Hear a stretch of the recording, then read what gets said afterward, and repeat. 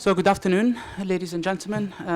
A very warm welcome to this policy dialogue on the Brussels terror attacks, lessons learned and challenges ahead for Europe, jointly organized by the EPC in cooperation with the European Foundation for Democracy and the Counter-Extremism Project.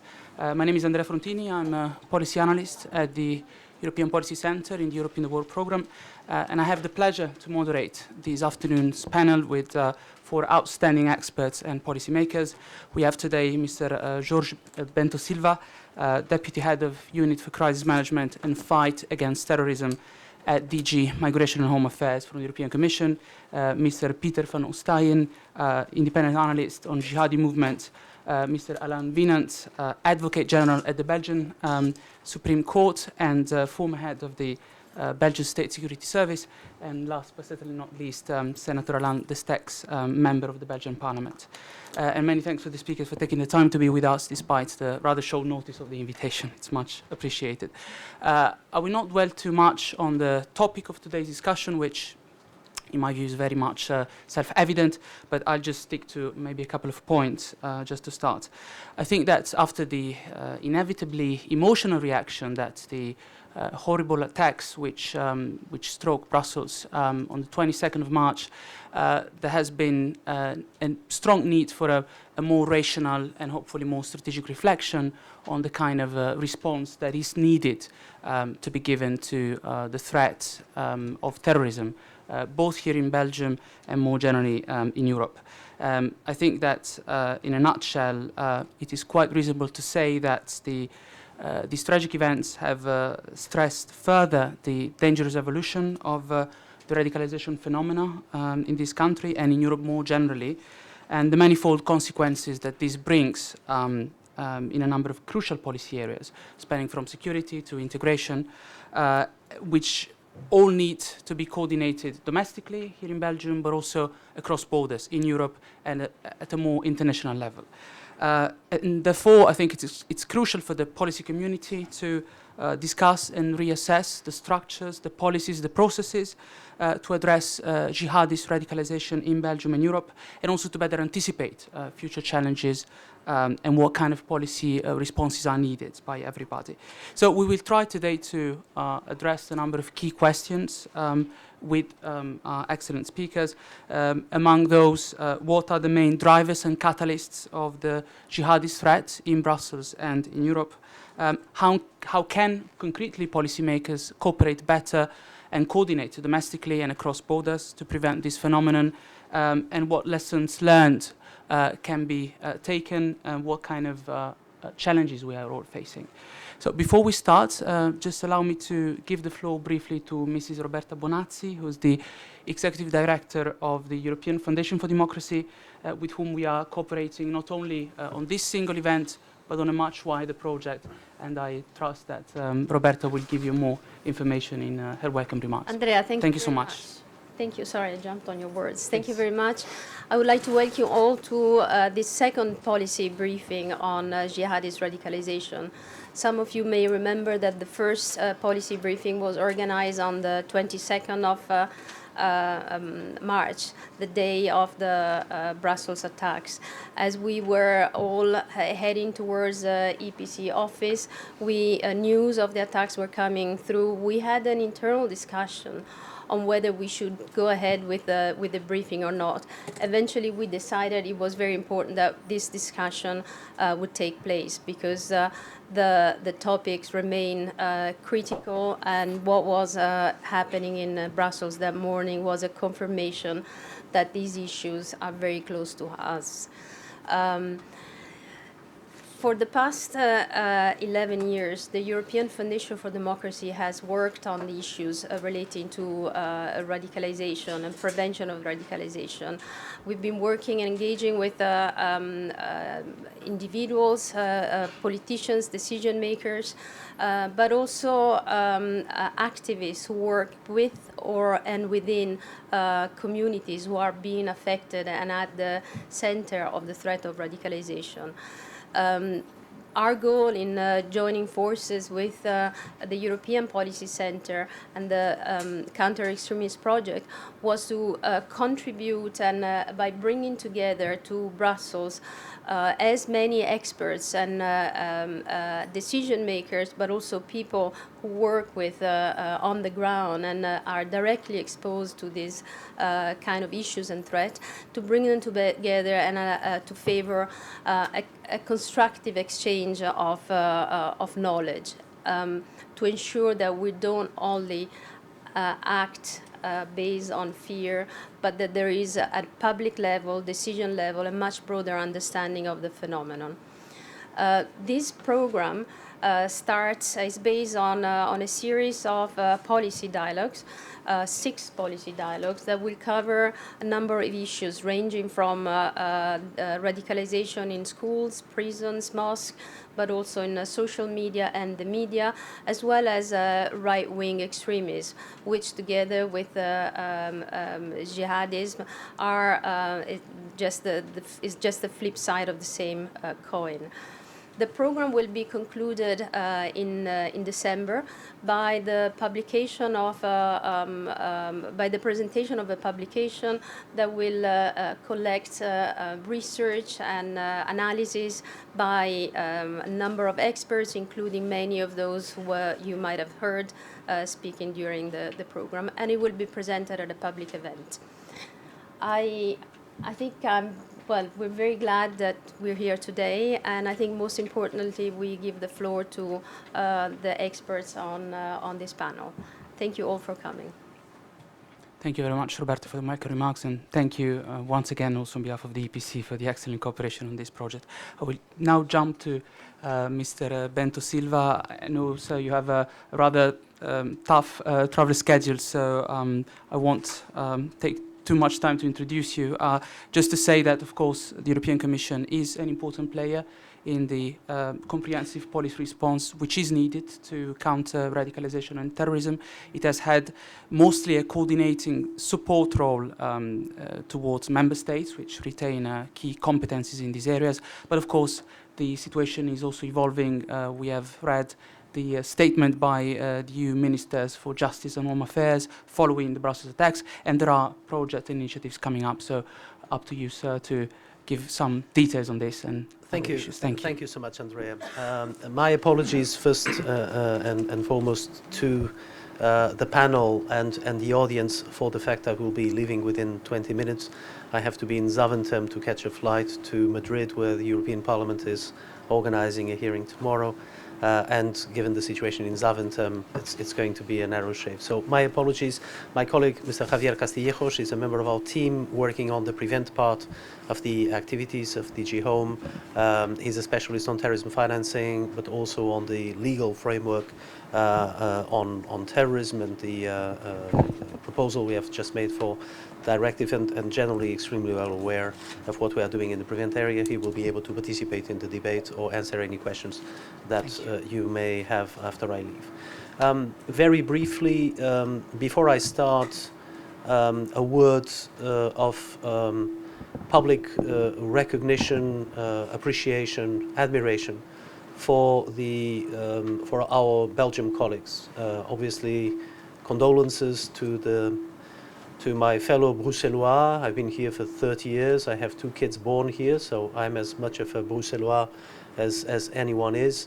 But besides the condolences, a very heartfelt word, and is not just a personal word, but one from my institution, regarding the exceptional work that Belgium security services, Sûreté, Belgium Federal Police, and other security practitioners have been conducting. I know that this is not exactly the image that the public has, and that is exactly why it should be stated in a very loud and clear way.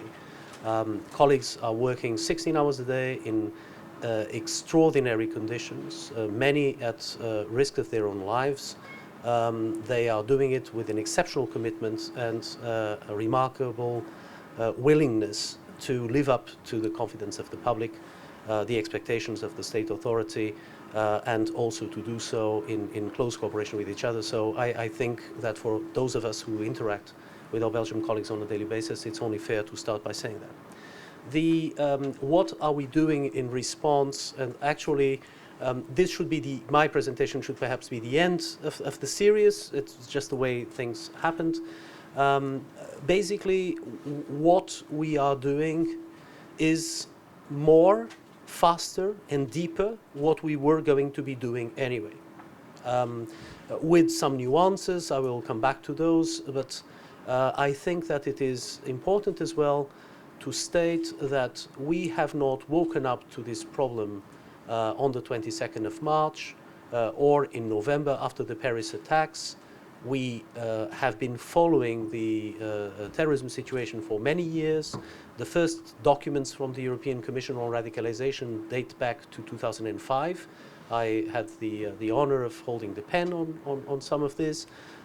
It will not be the terrorists dictating the agenda of the European Union, and we are basically, unfortunately, we have been comforted in our expectations rather than surprised by what has been happening. The fact that it happened here, that it is.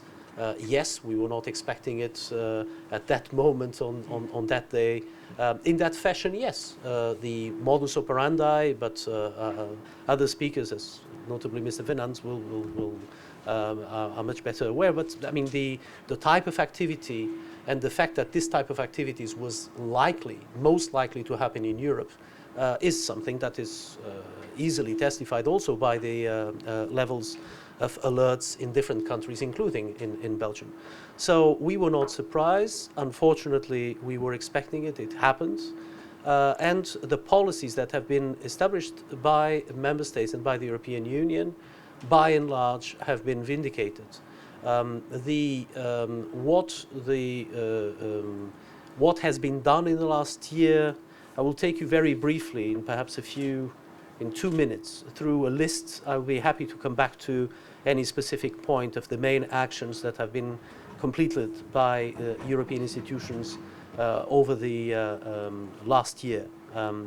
The establishment of the European Counterterrorism Center in Europol, a major achievement that once again counters the general perception in public opinion that we can't get our act together, that not only member states cannot share, but the different types of information that are required to fight terrorism cannot come together. Well, the European Counterterrorism Center in Europol is a place where financial intelligence units information, expertise on internet radicalization, where removal of internet, I will come back to that, of criminal material present in the internet is being acted upon on a daily basis with an extremely high success rate. 91% of referrals made by Europol Counterterrorism Center to private companies are acted upon very quickly and material removed from the internet. So this center, I will not dwell on this, it's a major achievement of the European Union. The establishment of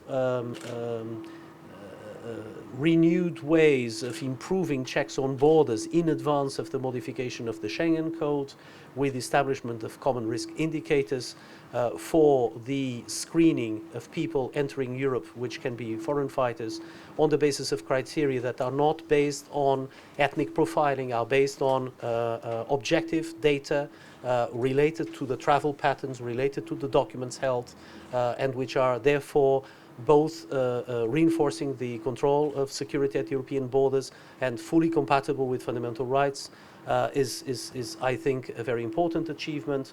The establishment of the EU Internet Referral Unit in Europol that I briefly mentioned.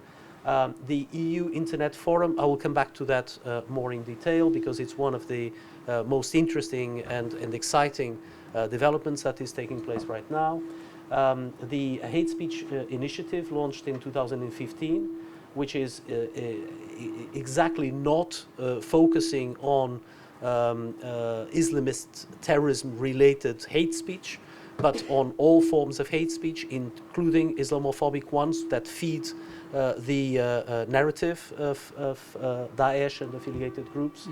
the establishment of the Center of Excellence of the Radicalization Awareness Network. I will come back to that. Of course, it's worth taking 2 or 3 minutes. A reinforced cooperation between financial intelligence units with a strengthened platform embedded in Europol. Javier can develop on that if you find interest in it.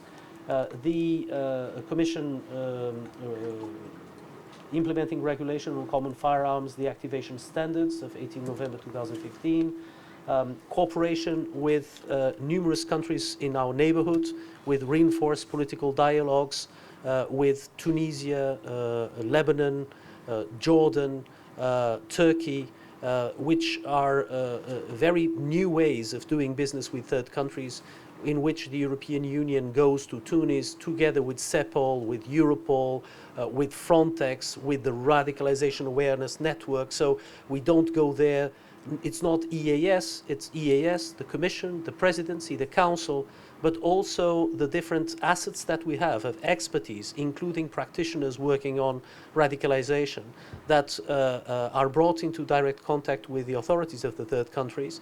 And out of these reinforced political dialogues, managed of course under the lead of Mogherini and the EAS, we establish action plans, roadmaps with concrete actions, which are managed, many of them in international cooperation with partners, member states partners, but also international organizations, UN bodies, and others, depending on who has what to bring to specific needs of, let's say, Lebanon was the latest such dialogue a few days ago.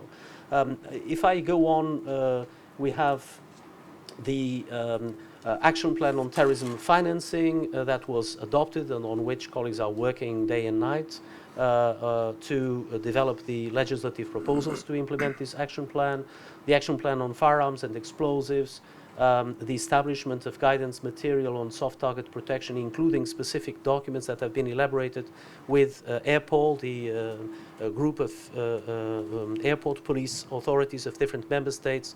This unfortunately was only translated into 28 languages days before the attack in Zaventem. It is being, as we speak, distributed to airport security authorities across Europe, and it will be the object very likely in the coming days of additional material that incorporates lessons learned from the Zaventem attacks into best practices on the soft target part of an airport, because we have seen in Zaventem, but we had seen it in Burgas, in other cases, even in Madrid, that terrorists, once we are very effective in protecting the air side, of course they move to the land side, which is much more difficult because it's basically a public space like any other. So I will not take you through, I mean, I've mentioned half of the list of what we have been doing over the last year, and each of this, in each of these categories, you'll find here 25 million euros, their directive, their political initiative of great significance. Now, specifically on radicalization, as I said, Europe has introduced, I mean, we started working on this in 2004, 2005. Why? At the time, the global paradigm on fighting terrorism was the American paradigm. It was the war on terror. We were there alongside the Americans after what they had gone through in 9/11. We were fully solidary, but we obviously had followed American leadership in counterterrorism in the early years after 9/11. But when Madrid happened, and the issue was, how is Europe going to respond? It became absolutely apparent that a response that would be simply copying the American logic on counterterrorism, the war on terror, a logic that was based on defense concepts and essentially on the homeland security concept, a concept of protection against foreign threats. It would be a self-defeating option for Europe. So we needed to try and invent as well as we could a European paradigm. This wasn't easy, but the prevention of radicalization, the prevent stream, that first appeared in actually commissioned documents in 2004. In October 2004, there was a communication on the prevention, protection, response to terrorist attacks, 698 of 2004, for those who take interest in those things. This logic that fight against terrorism in Europe is not what the value added that Europe has to bring is not so much on the law enforcement, intelligence, judicial side, where we can, in some regards, contribute by creating a level playing field, establishing standards, creating legal norms. When the framework decision on terrorism was adopted, there was only 6 member states that had the crime of terrorism in their legal order. So the role of Europe is not marginal as a support element in the fight against terrorism, in empowering the judiciary, law enforcement and others to have the means in terms of obtaining, exchanging evidence and many more. But where Europe really could, that is what our political authorities at the time felt, where we could really bring some added value, was in the activities that were not really member states' core responsibility. So the protection of critical infrastructures, because many of those are international or have international effects. If the port of Rotterdam should be denied by a terrorist attack, or 30% of it, the solution for the problem could not be found in the Netherlands. It would involve Antwerp, it would involve Kiel, it would involve other port facilities in other member states. So basically the European Union focused to a large extent in those areas of EU competence, transport, energy, others, where we had to either mainstream security or it would be established at prohibitive costs if it was left to member states to address in those areas. But what we added that was not obvious to that cocktail of mainstreaming security concerns in the different types of activities of the EU was certainly radicalization. So very briefly, you know, most of you will know that this story has been going on now for, yes, 12 years. The first stages was basically trying to find out how much we knew and how ignorant we were about the phenomena, engaging with scientists, with academics, with universities, to try and understand the knowns, the unknowns, and the known unknowns, let's say, of the radicalization problem. This was the first work started in 2005. We gradually moved up in terms of gathering experience that was developing in all sorts of communities in member states. We gradually understood that our weakness was our strength, as normally that is the case in life, and that if what terrorists attack is society itself, that is what they are trying to affect, obviously. The ultimate target of terrorism is each citizen in their soul. But the beauty of democracy is that exactly the same mechanism leads us to the fact that each citizen is also the ultimate wall to which terrorism is confronted. And the experience that we have made with the radicalization activities in Europe led us to the obvious conclusion that it is the practitioners that can find a solution, that the European Union can help states, to help local authorities, to help regional authorities, to empower those in the front line of radicalization, be them teachers, probation officers, social assistants, prison guards, the people working in the internet on a daily way. These are the people that are confronted to the problem. It is in the family that you first spot the development of radicalization. That is the first place where you can act upon it. And so basically what we have been working on, and this remains the philosophy, and I will stop in 2 minutes, is very much on the one hand to empower the frontline actors, and the Radicalization Awareness Network is today recognized as a global standard-setting endeavor. We have more than 2,000 entities spread across practically every member state, working together in 9 transnational groups of experts which deal with issues as different as how you reintegrate, you rehumanize a convict that has gone to the utter extremes of dehumanization by bringing sports in the equation and by bringing this person to box his way into the acknowledge of the existence of rules, and the other one as a human on the other side of a pair of gloves.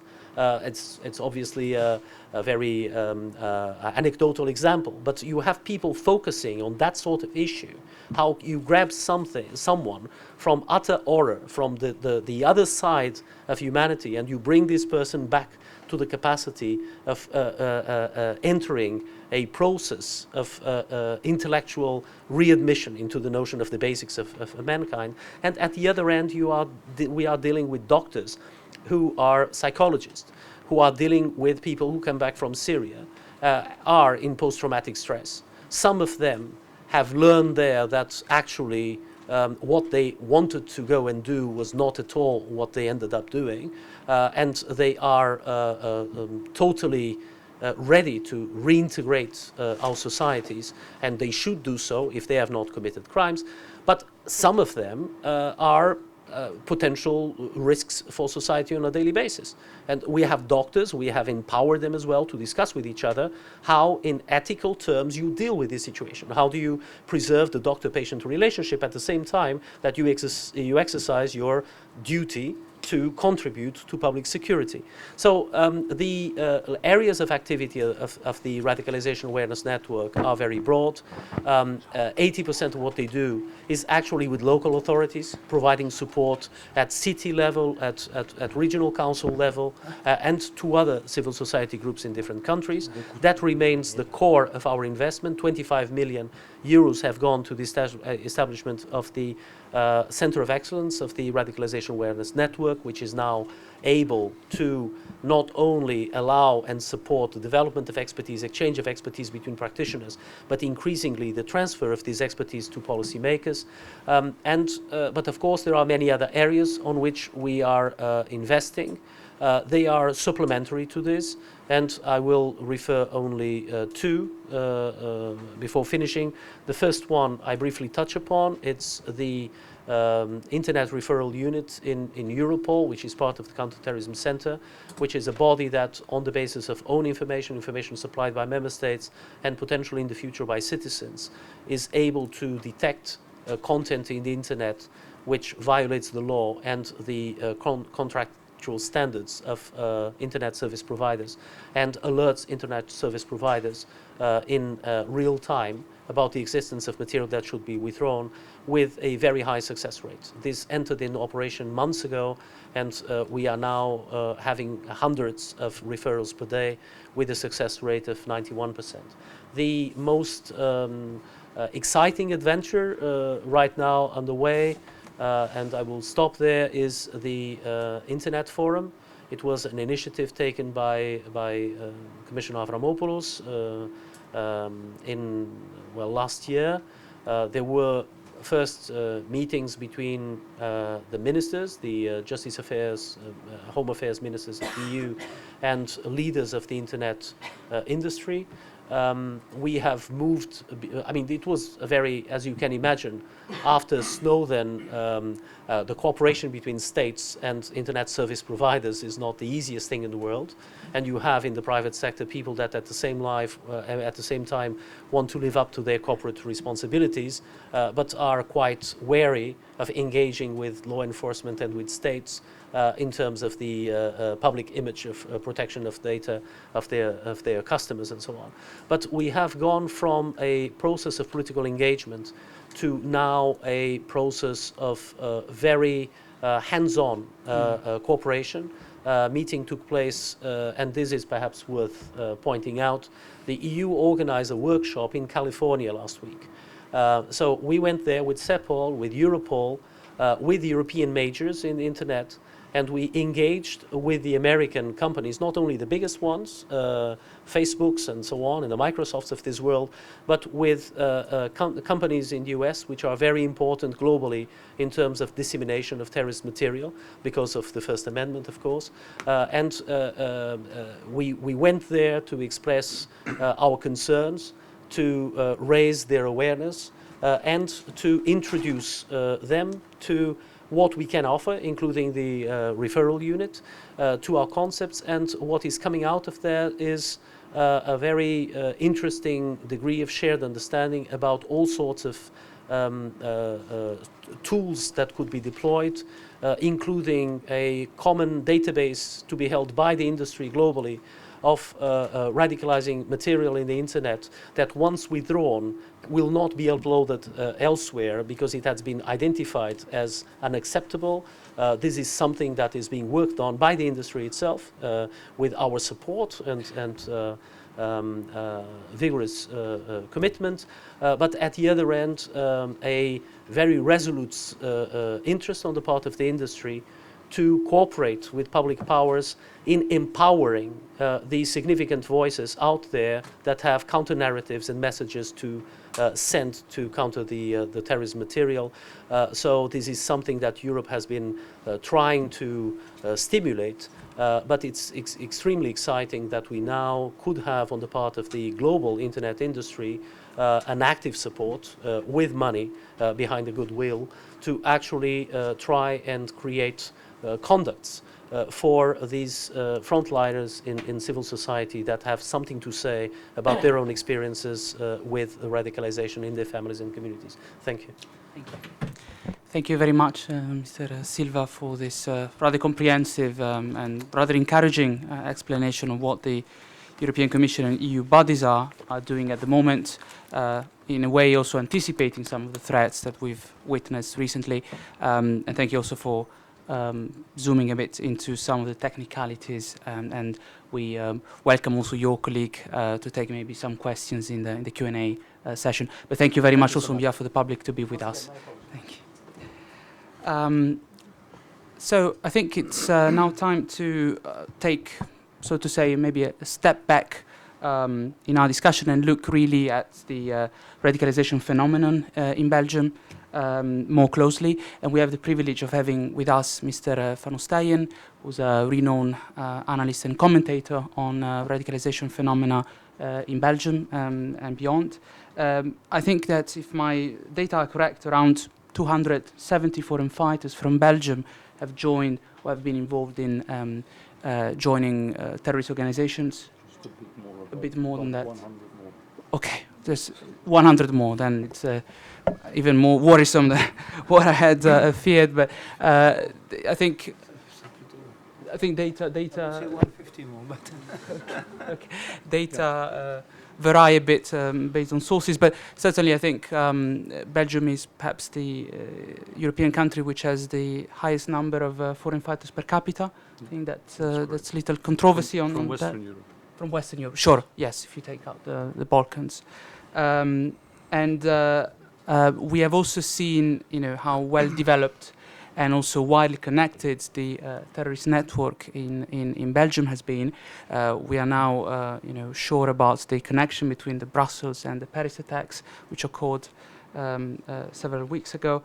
And we can also see a very direct link between what is happening in Europe in terms of terrorist threats and organizations like ISIS being active in the Middle East. And I think perhaps from a wider perspective, the issue of radicalization in Belgium also poses the question of the kind of historic root causes of this phenomenon and the kind of both societal and security challenges that this poses for policymakers, but also for common citizens in this country. So I would ask Mr. Van Oosteyen to share some of his expertise on us and shed some light on these issues. Thank you very much. Thank you very much, Mr. Frontini. Basically, I didn't prepare anything. Normally, I just improvise. So if anybody's got a question in between, please do ask. Thank you. I've been working on Belgian foreign fighters ever since late 2012. I started working on my database project together with Belgian newspaper journalist Guy van Vleerden. And we've been updating it about monthly in the past few years. My very first source material came from the ICSR report that was published late 2012, authored by Aaron Zellin, the founder of jihadology.net, and one of the finest analysts on international jihadism. Basically, I just asked Aaron for his sources on the Belgian fighters, and he sent me an Excel file with about 20 entries. That was it. We had no idea that we had already passed the bridge of over 100. At that time, late 2012, our government was kind of in denial, in my opinion, that there was such a thing as a foreign fighter problem here in Belgium. I think that a lot of people had the idea that basically if we let them leave, problem would solve itself. Well, actually, the problem only got bigger. It didn't took me long before I was at a certain point. I reached a number of 385 entries in the database. Right now, to just give you an example, we reached 589. And of course, that's a high-end estimate. It could well be that we have double mentions in the database because we do have a lot of anonymous entries as well. When I was reaching 385, the former government kept telling me on every occasion that was possible that I was overacting and that I was incorrect. Well, basically, after the elections, a few weeks after the new government, they raised the number of Belgian foreign fighters in Syria and Iraq to exactly 385. Not sure if that was a coincidence, actually. Part of the problem started with Sharia for Belgium. Sharia for Belgium, we looked at them basically, we thought about them as being a bunch of clowns. We were seeing them preaching on the streets in Antwerp. They tried to invade my hometown of Mechelen. They preached in Vilvoorde, they preached here in Brussels. They were very publicly open about what they wanted. They were inspired by the groups, for example, UK for Islam, led by Anjam Chowdhury. But even Al-Qasim was, the leader of Sharia for Belgium, was supported by Sheikh al-Maqdisi, who sent him a letter of support back in the old days of Sharia for Belgium. Sharia for Belgium was very open about its goal. It wanted to introduce Sharia law here in Belgium. Basically, Al-Qasim was locked up after multiple incidents regarding not only hate speech, but also enticing to violence and go on. So the man was locked away. And then suddenly, on the 7th of October 2012, Sharia for Belgium disbanded itself. A group with over at least 150 members suddenly stopped its activities. It is in the months before October 2012, in the summer basically, that the first Sharia for Belgium members traveled to Syria. One of the first to leave was Hussein al-Wasaki, a guy who got killed back in 2013. Hussein al-Wasaki, it's a rather epic story. I've been told this by a Dutch Jabhat al-Nusra fighter. I have no idea in how much this is a eulogy or this is correct, but it is said that Hussein traveled to Syria all by himself. He roamed the border for several weeks and then suddenly saw the black flag of jihad at the border point of Bab el-Hawa between Turkey and Syria.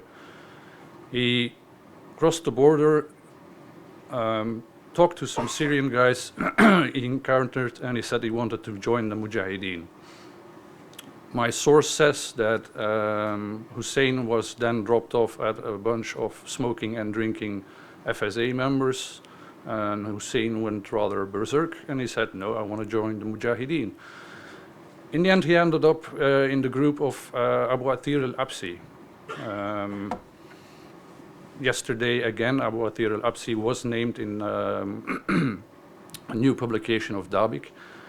The man has been killed in a US airstrike on the 3rd of March this year, so just over a month ago. This man was incredibly important in building the Islamic State in Iraq and Asham, as it was known before, ISIS.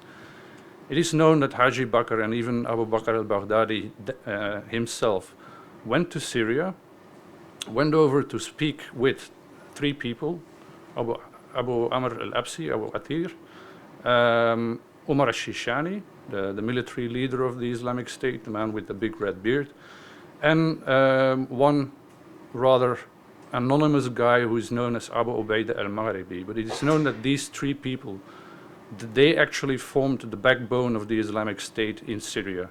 It is because they gave bay'ah to Baghdadi that the Islamic State was able to gain such fast success in Syria. In the meantime, Hussein al-Wasaki had been able to draw in over 200 Belgians, French, British, and Dutch fighters to the group of al-Absi.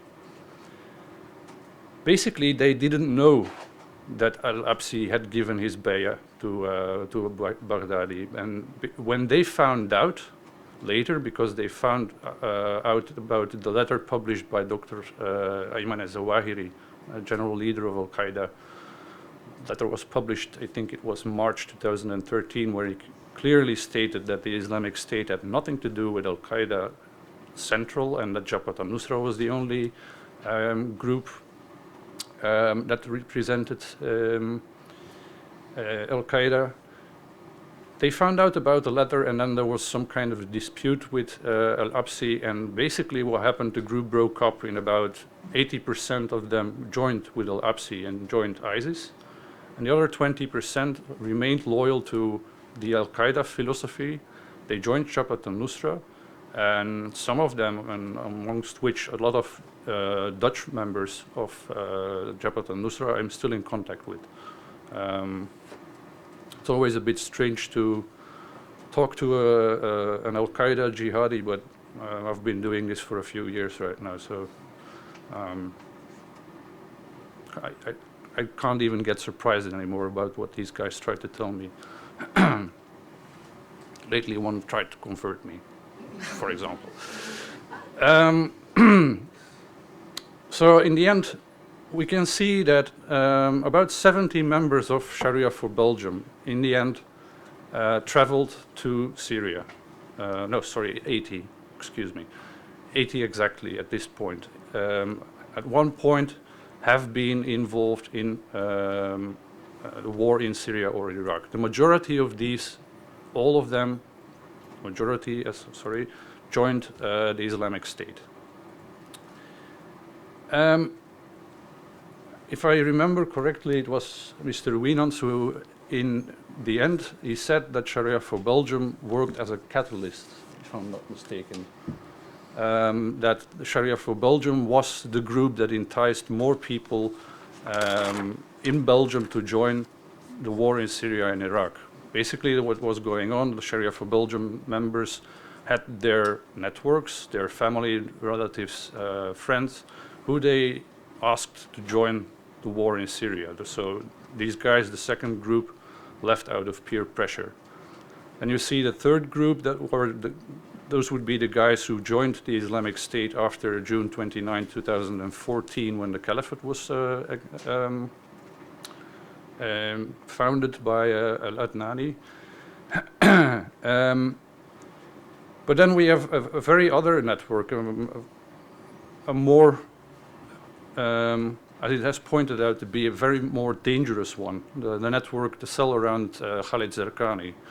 In about 10 minutes, his hearing will start here somewhere in Brussels. Too bad I'm not able to be there, because that would be interesting. It's his higher appeal. From the Zerkani network, we know that at this point, at least 59 members of that cell have been involved in the Islamic State. Some of them, like for example the most known Abdelhamid Abaoud, he also joined Majlis Shurat al-Mujahideen, the group of Al-Absi, which I mentioned before, the group in which Hussein al-Wasaki was military leader of the Muhajirin brigade. If we look at the cell Zerkani, and the difference between the cell Zerkani and Sharia for Belgium, it's huge. Whereas in the very first days, I saw Sharia for Belgium indeed as being a catalyst, and some of the members had been involved in killings and go on and criminal activities in Syria. But if we look at them right now, I would compare Sharia for Belgium with the Boy Scouts, basically. If you look at the Zerkani cell, these are the hardened criminals.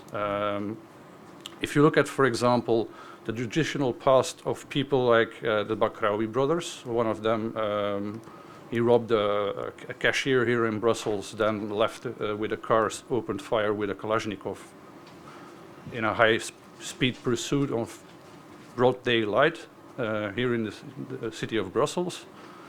The mayor of Brussels at that time called it a fait divers. Don't know how to...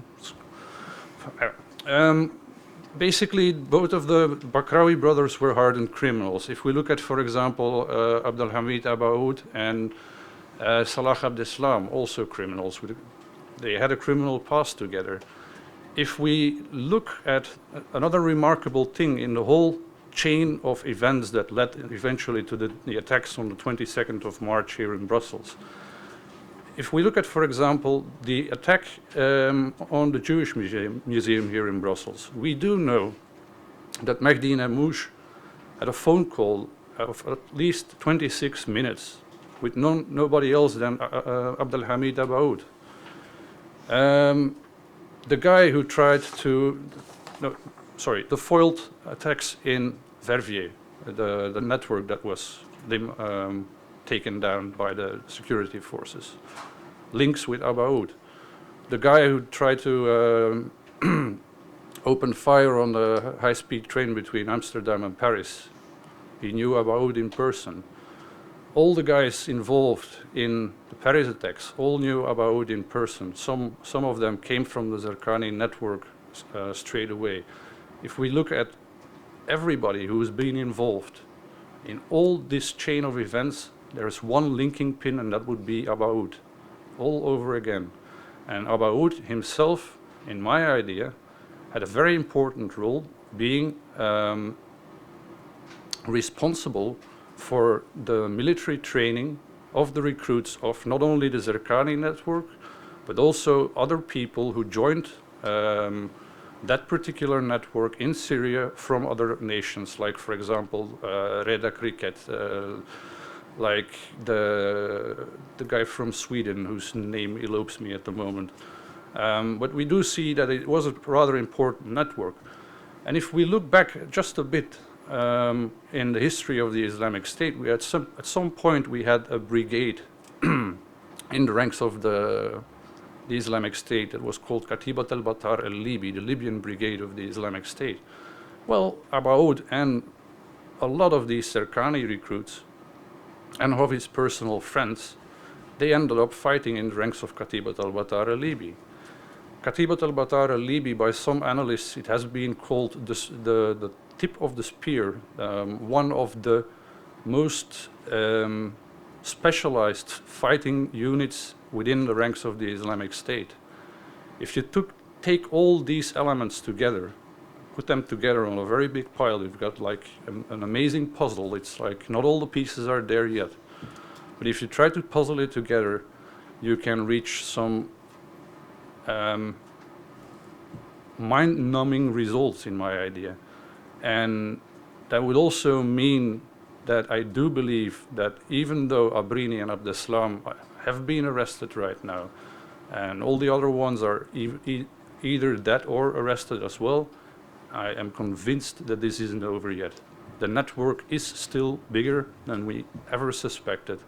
The possibility that more recruits of Serkani still roam the streets, I'm not talking only Syria, Iraq, but I'm also talking Brussels, is real.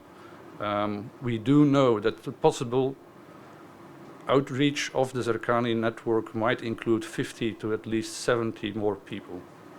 So, in concluding remark, a lot of things happened in just a few months' time. I remember when I was sitting here in November after the attacks in Paris, I concluded with the question is not if or when it is going to happen, but where. Well, my question got answered. Again, now I do believe that the threat for Belgium and Europe isn't over yet. And I'm very curious about the next pieces of the puzzle that will fall in the next few days, weeks, and months to come. Thank you. Thank you very much, Mr. von Stein, for your very interesting analysis. It seems indeed a very complex puzzle, one which is complicating day by day, month by month. We're very grateful for you for sharing your analysis with us. I now move to our next speaker, Mr. Nan Wienans. Mr. Wienans has a long-standing experience in the Belgian Security Services now, as I said, Advocate General at the Belgian Supreme Court, which makes him, in a way, an ideal candidate to look at some of the security and legal complexities of the responses needed to counter the challenges posed by the Brussels attacks and other threats across Europe. So, Mr. Wienans, if I may, what's your assessment of the Brussels terror attacks and what responses are needed in your view? Thank you very much. Yes. Thank you.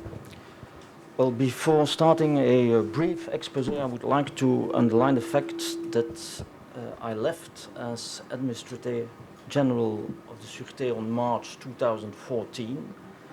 So yeah, I'm not in classified information anymore since that time.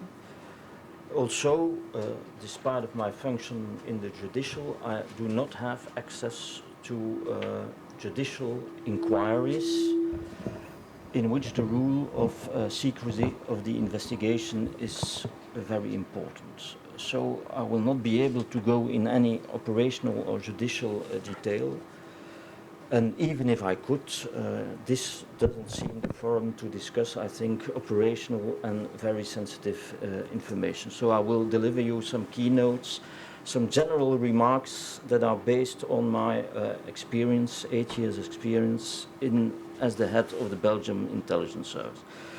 Now, first item is what happened on March 22 in Brussels, an unexpected shock. It, of course, is a shock, an enormous shock for Belgium. We joined on that day the already long list of other cities that saw same events happen to them, and it's clear that nothing will ever be the same, and that there will be a before and an after 22 of March. It seems also clear to me, and I join Mr. Van Hofstein in what he just said, it seems clear to me that the Belgians and Belgium will have to live for a rather long period, as other European cities do, with the idea of a terrorist attack being possible, and I should say even probable. Now, if it was a shock, was it an unexpected one? I don't think so. It's true that in the past, Belgium, although we have known at some occasions and we have been confronted with terrorist attacks on our soil, in the 70s and 80s, a number of attacks in relation to the Israel and Palestine question. In the 80s, you had the CCC bombing campaigns, extreme left. I'm ruling out what is called in French les tueurs fous du Brabant Wallon, because that, in my opinion, is or were not terrorist attacks. But on the whole, Belgium was relatively spared, and we were essentially a logistical hub, a place where eventually organization of attacks that took place elsewhere could be organized, but we were spared from attacks in Belgium itself. The Sûreté in the 80s and 90s dismantled with the police several networks, the GIA, the MELUC network, the GICM and others. In my opinion, this phase has definitely been changed after the May 2014 attack in the Jewish Museum by Mehdi Nemmouche. After that, you have Paris in January 2015, Verviers in January 2015, the attempt to kill people on the Thalys, and Paris again in November 2015. So everybody in security, intelligence and police services felt that the pressure was mounting and that an attack on Belgian soil was imminent. And the question was not, and indeed, as Mr. Van Oosteyen said, the question was not if an attack should take place in Belgium, but where it should take place and when. Now, second question, is it so exceptional that Belgium should be targeted? Here too, I do not think so. I recall having given a lecture at the High Institute for Defense in Brussels, I think in 2010, where I clearly stated that there was no objective reason why Belgium should be spared of terrorist attacks in the future. We are the capital of Europe. We hold the seats of NATO and of European institutions. The European organizations, Europe is speaking out or trying to speak out on the level of security as one voice. You have the External Action Service, so seen from outside, Europe and Belgium in Europe is a solid bloc. It gives the idea, the image, and I think that in the radical jihadi movements it's perceived as such, that Europe is speaking with one voice, a unified front, in which there is lesser and lesser distinctions made between the different countries of Europe. I don't think it's by pure coincidence that, for instance, the metro station that was targeted is Maalbeek, and I think that I've read somewhere that if it was Maalbeek, it was in fact a mistake by the two people, because the station they wanted to target was Schuman, the most European metro station here in Belgium. Add to all this that Belgium is actively participating in a lot of military conflicts. It's clear, and it has been indicated, I think, by IS, that a lot of the terrorist attacks are revenge for and against the countries who are taking place in military action.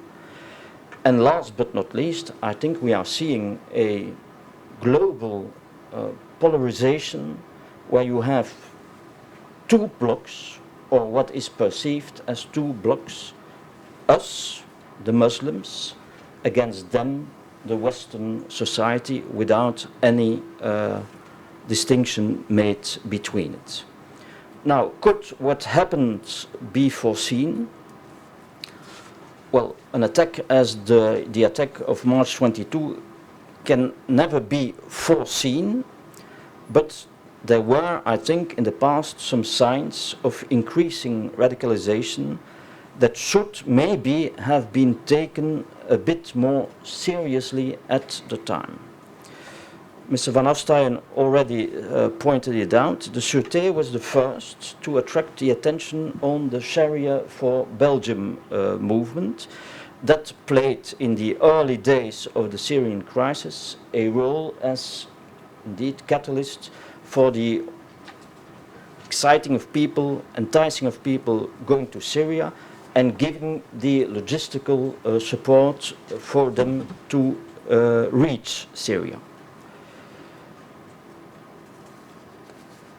When I told that to the Belgian authorities, the response was that I was probably overacting, that we were facing long-bearded clowns in white gowns, that they were not very dangerous. Well, I think even if there are networks, and the Zarqani network or the Zarqani as a recruiter is of course much more dangerous, but even if there are more dangerous groups and networks than Xavier for Belgium, they certainly were not, in my opinion, clowns.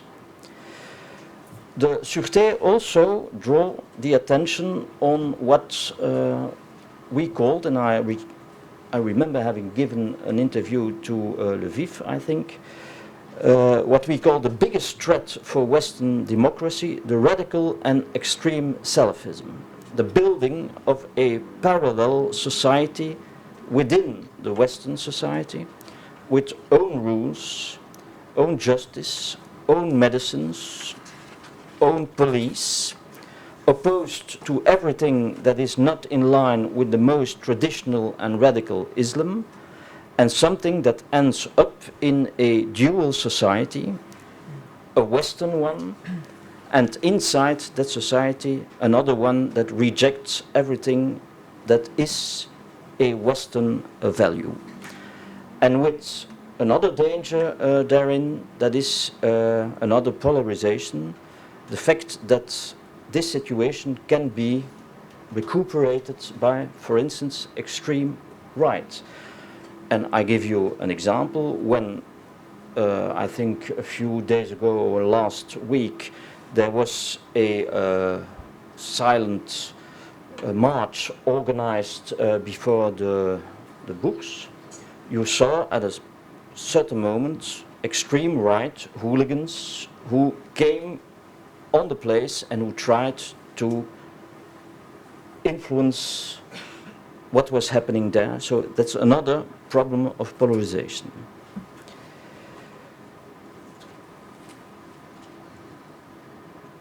Salafism, extreme Salafism, radical Salafism, and I totally agree, it's the work of a minority of Muslims. But it's an active minority and it's a dangerous minority. And the problem is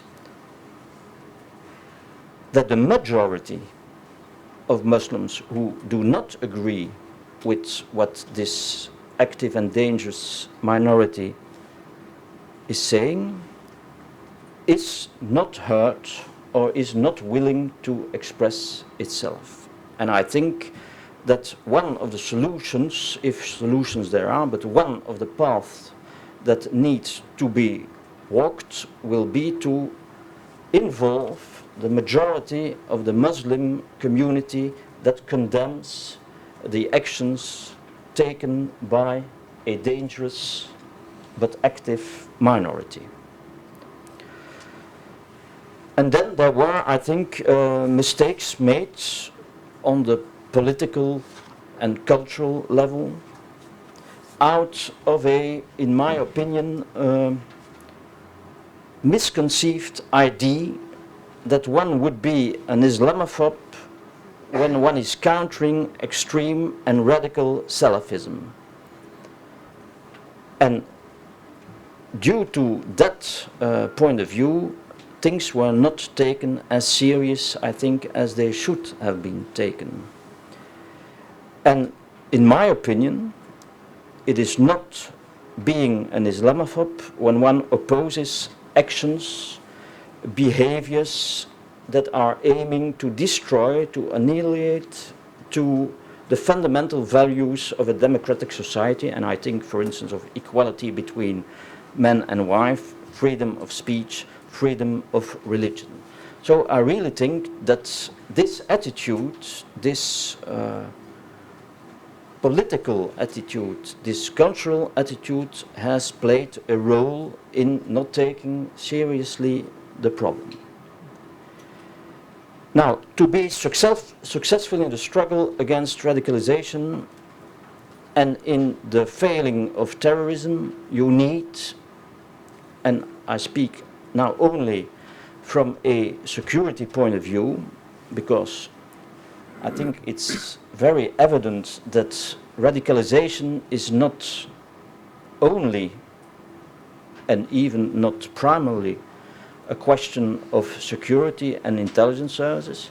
It has to do with education, with integration, with access to job markets, with access to decent housing, etc., etc.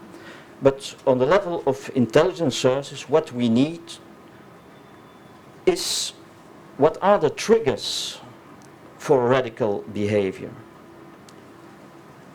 Why is it so that Belgium per capita has the most important number of young people? Because the portrait of the Syrian fighters is always a bit the same, very young, between 18 and 25, a bit not at their place in the Belgian society, mostly totally not with a religious past, very often with a criminal pedigree. But the question is, why is Syria so attractive to these people? You have, of course, the fact that, because it's not the first time that Belgium intelligence has been confronted with fighters leaving on zone. We have had the same in Pakistan, in Afghanistan, in Chechnya. For those who don't know it, but I'm sure that you know it, Belgium has the first female terrorist who blew herself up in Iraq, Muriel de Gauque. So we already had seen the phenomenon of fighters on zone, but not on the level with Syria. So one of the answers will have to be, what is the trigger? What is so attractive for young people to go to Syria? And it's surely not only the fact that it's very easy, much more easy to go to Syria than it was before to go to Afghanistan or to Pakistan. It's an element, of course. You can leave from Zaventem, you can leave from the Netherlands or from Germany. You can go by car if you want. You go to Turkey and you are practically immediately where you need to be. What do we need as an intelligence service? Well, you need, and it seems simple to say that, but it's you need people, you need money, you need tools, you need human sources, you need people who can try to enter in radical environments, who can enter in mosques to see if there are radical preachers that are held. So you need, and I've said this very, very often, the work of intelligence services is a work on the mid and the long term. We do not act on the short term. Well, it can happen that we act on the short term, but the work of an intelligence service is in the mid and the long term. So I urged, and I still urge, politicians to have a security and intelligence policy that goes along with working in the long and the mid-term and not reacting ad hoc on occasions, on dramas like we have seen today. I think that the actual government has seen the light, if I may express myself in that way. I don't recall how many times I addressed letters to the Belgian authorities to underline that security has a price and that one must be willing to pay that price.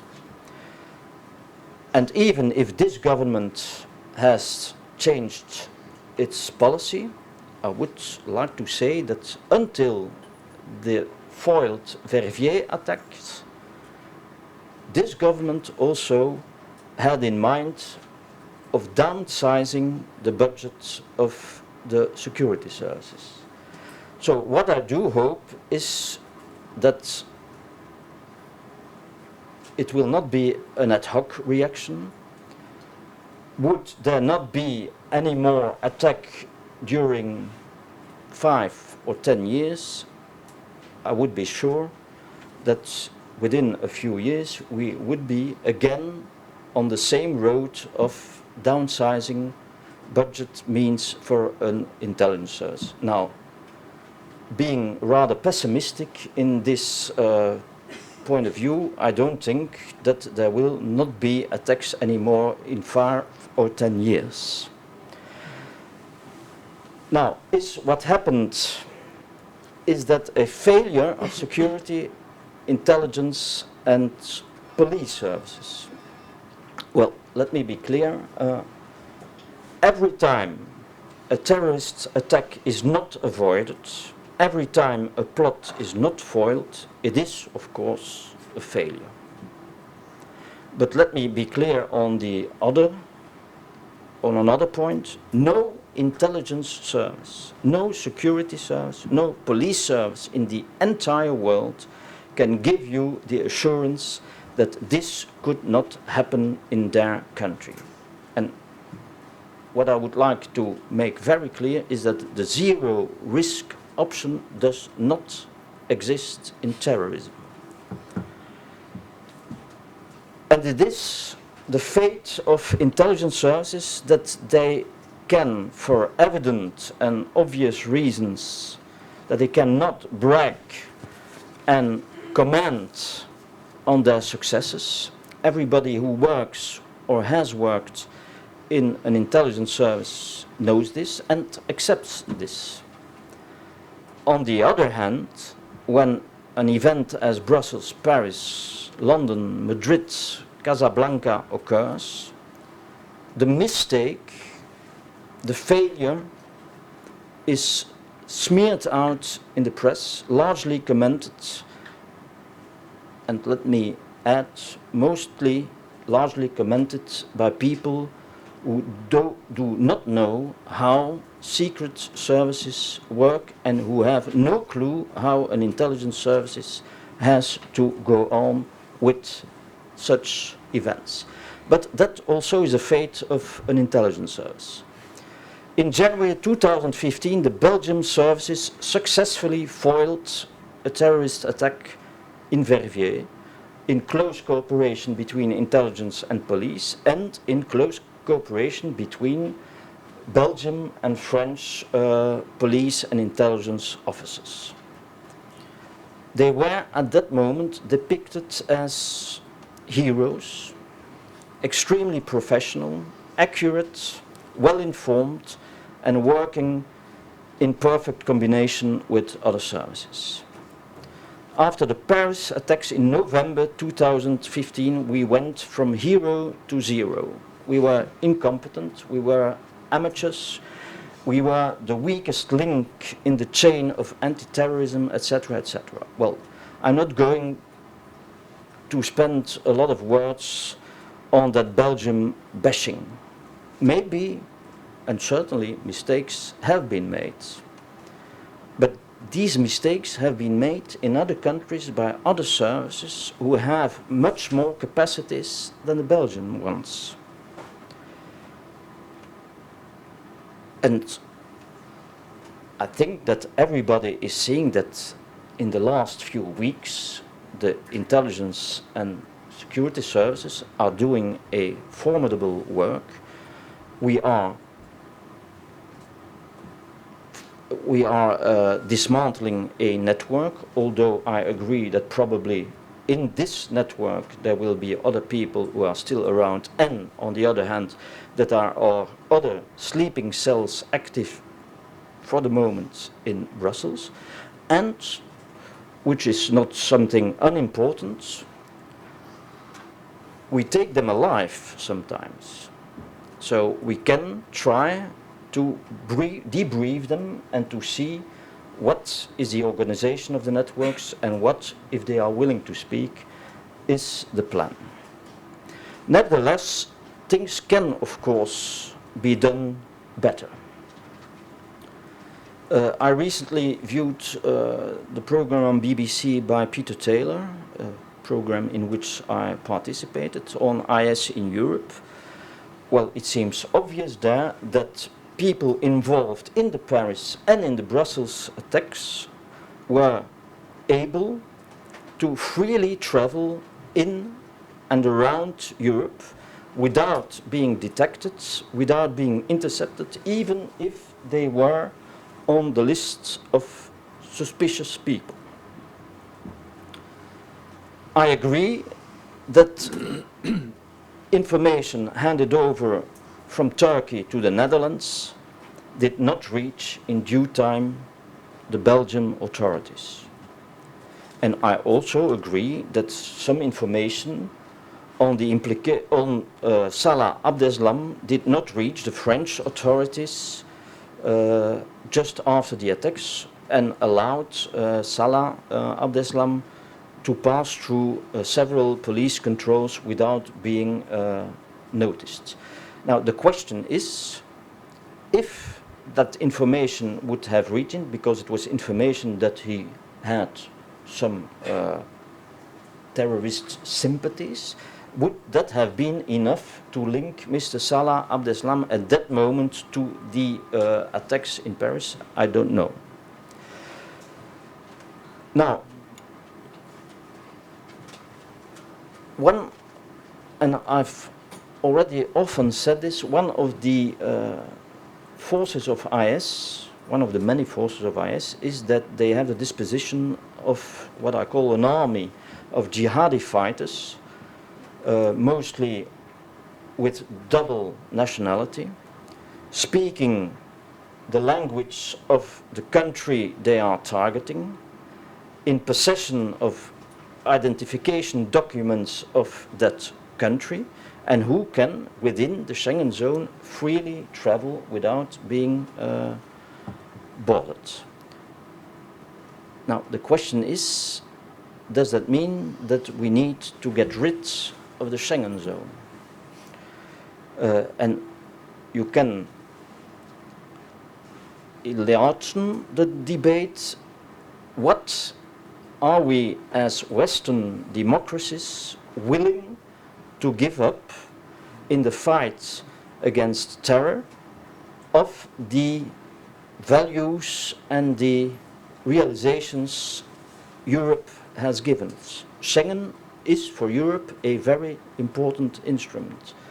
I have seen after the Paris attacks and the Brussels attacks that some politicians, and if I recall, ex-President Sarkozy was one of them, saying that Schengen is that finished. I don't know, but is that what we want? The government in Belgium and in France has announced a lot of measures to be taken, for instance, and some of those measures were announced as being already realized without seeing what the problems would be. I'll give a small example. The house searches in Belgium are not possible in general after 9 o'clock in the evening and before 5 o'clock in the morning. One of the measures announced by the government was that one was going to change that, and that so certainly in terrorist crimes, house searches should be possible at any time. One of the big problems is that one seems to have forgotten that the house searches are based on an article of the Belgian Constitution. So if you want to change those rules, you will have to change Article 15 of the Belgian Constitution. Other example, France did the same, taking back the Belgium of French nationality of people involved in terrorist attacks. Now, I really don't think that a jihadi fighter who is in Syria, who has been formed military, who has been taught to kill, to make bombs, and who has been targeted, who has been charged to commit an attack here in Belgium or in France, that his biggest worry will be that if he succeeds and if he is not killed, one would take away his Belgian nationality. I don't think that that is something that will be of nature of withholding him to do so.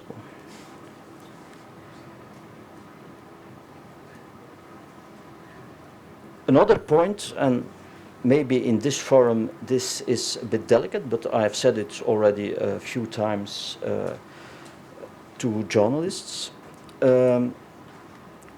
After the attacks in Paris and in Brussels, you have heard a lot of European politicians pleading for the European CIA or FBI. Personally, and I'm not the only one, I'm totally opposed to this idea. First of all, and I find that a bit strange, one seems to forget that the Lisbon Treaty from 2007 in Article 72 clearly states that everything that has to do with national security stays within the competence of the national authorities. So 2007, 2016, it's 9 years, have things fundamentally changed since then. I'm a lawyer, pacta sunt servanda, so I think one has to reflect on that. Secondly, the idea of a European CIA or FBI induces the thought that there is actually no collaboration at all. Well, let me say that we, and I use now the we, the intelligence services, we did not wait for someone in the European institutions to come out with a brilliant idea of a European CIA or FBI to start collaboration. The intelligence services collaborate on many levels, bilateral level, multilateral level, and it is the key of collaboration between intelligence services.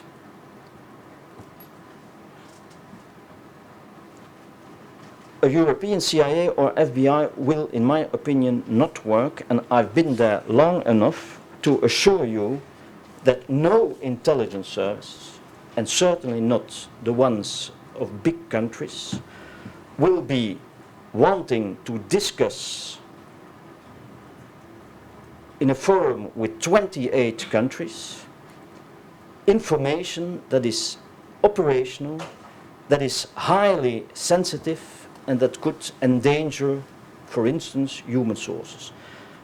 And I think that immediately after that this idea was launched, you heard several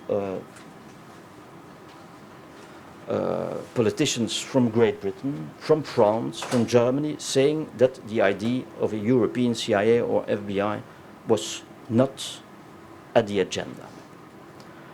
Now, and I will practically close with that, take the real CIA, the American CIA, well, they weren't able to foil the terrorist attacks on their soil in 2001.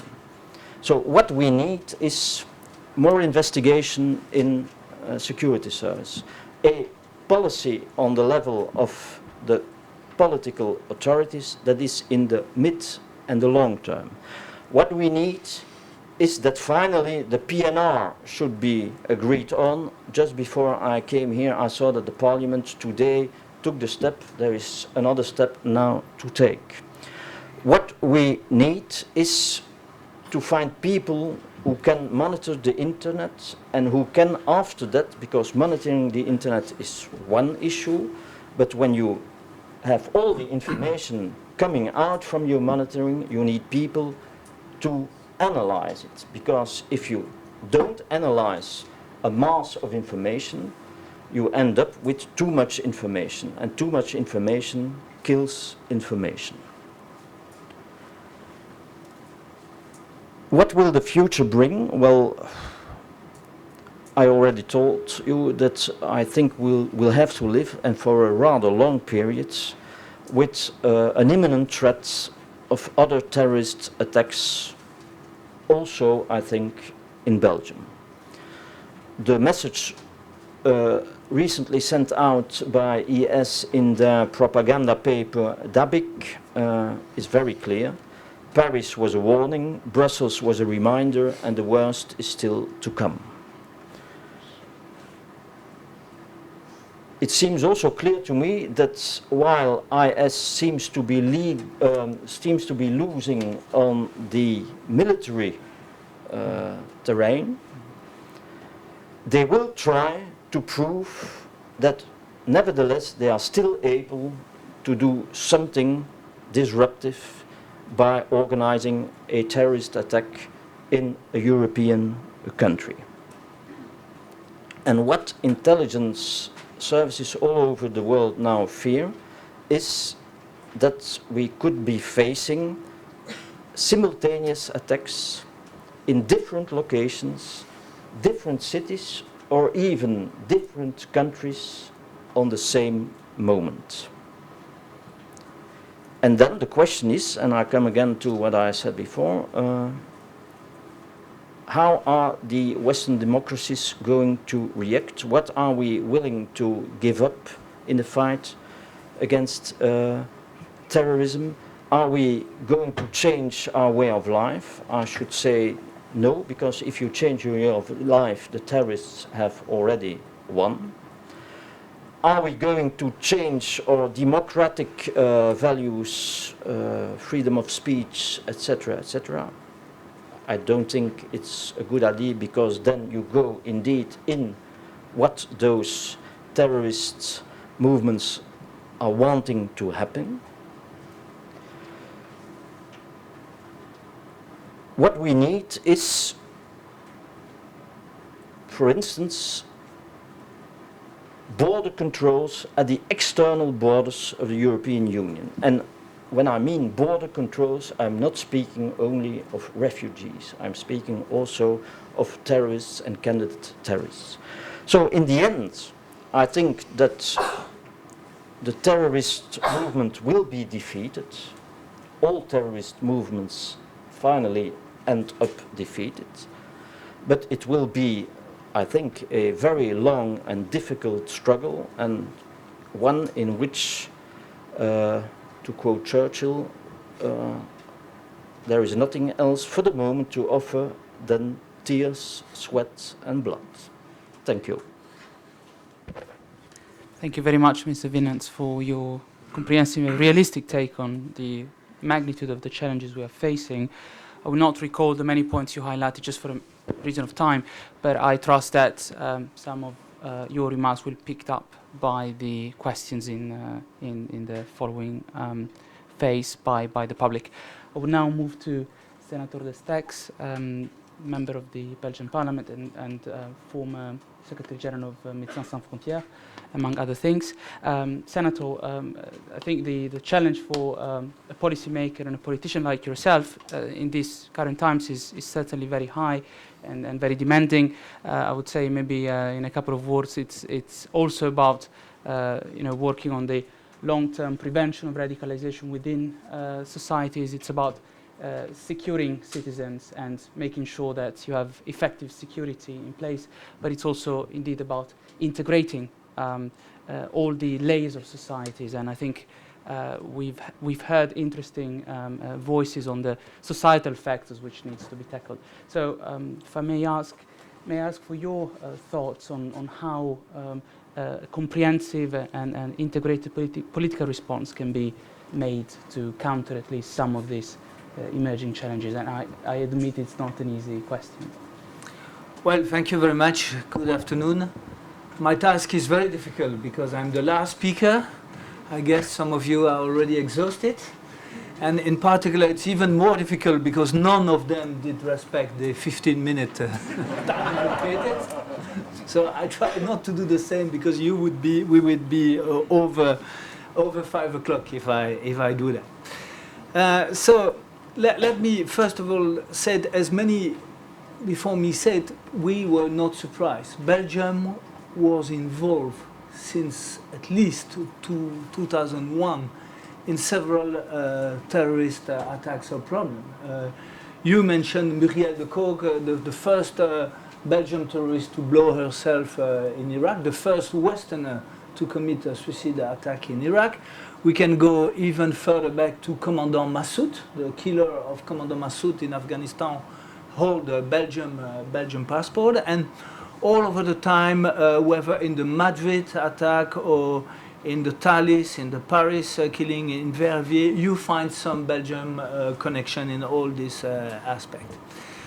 So what I'm going to try to do is to try to give you in a few minutes what went wrong in Belgium and why Belgium is more involved than ever is this phenomenon of radicalism and terrorism. Of course, it is a worldwide and European phenomena, but yes, we have to acknowledge that Belgium is more concerned than others. And I would like to give a few points on the roots of this problem. Well, first of all, I believe that excessive immigration in Belgium combined with a lack of of integration is part of the problem. Since the year 2000, Belgium has had a relatively open policy in terms of immigration to welcome refugees, migrants, family reunification. And, very few people knows that. But if you compare in relation with the population, Belgium has accepted more people than all its neighbors except Luxembourg, and is more immigration country than Canada, United States, of Australia. Well, if I ask you what are traditional immigration countries, you would say Australia, Canada, and America. But you wouldn't probably say Belgium. But yes, since 2000, it has been the case. Now, the problem is not immigration as such, is that besides immigration, there were, in most part of Belgium, zero policy of integration. Okay, Flanders started a program about 10 or 15 years ago, but nothing in Brussels and in Wallonia. Absolutely nothing. Was not compulsory or not even proposed to learn languages, the Belgian languages. Discussion about values, custom, tradition, history. No, the philosophy was that foreigners were supposed to integrate by themselves. I don't know how, but without any active policy of integration. Now, this is, of course, contrary to what happened in Canada or in the United States. Well, the consequences of this situation has been the creation of Molenbeek-like, of ghettos, ghettos where community live among themselves. We call that in French communautarism.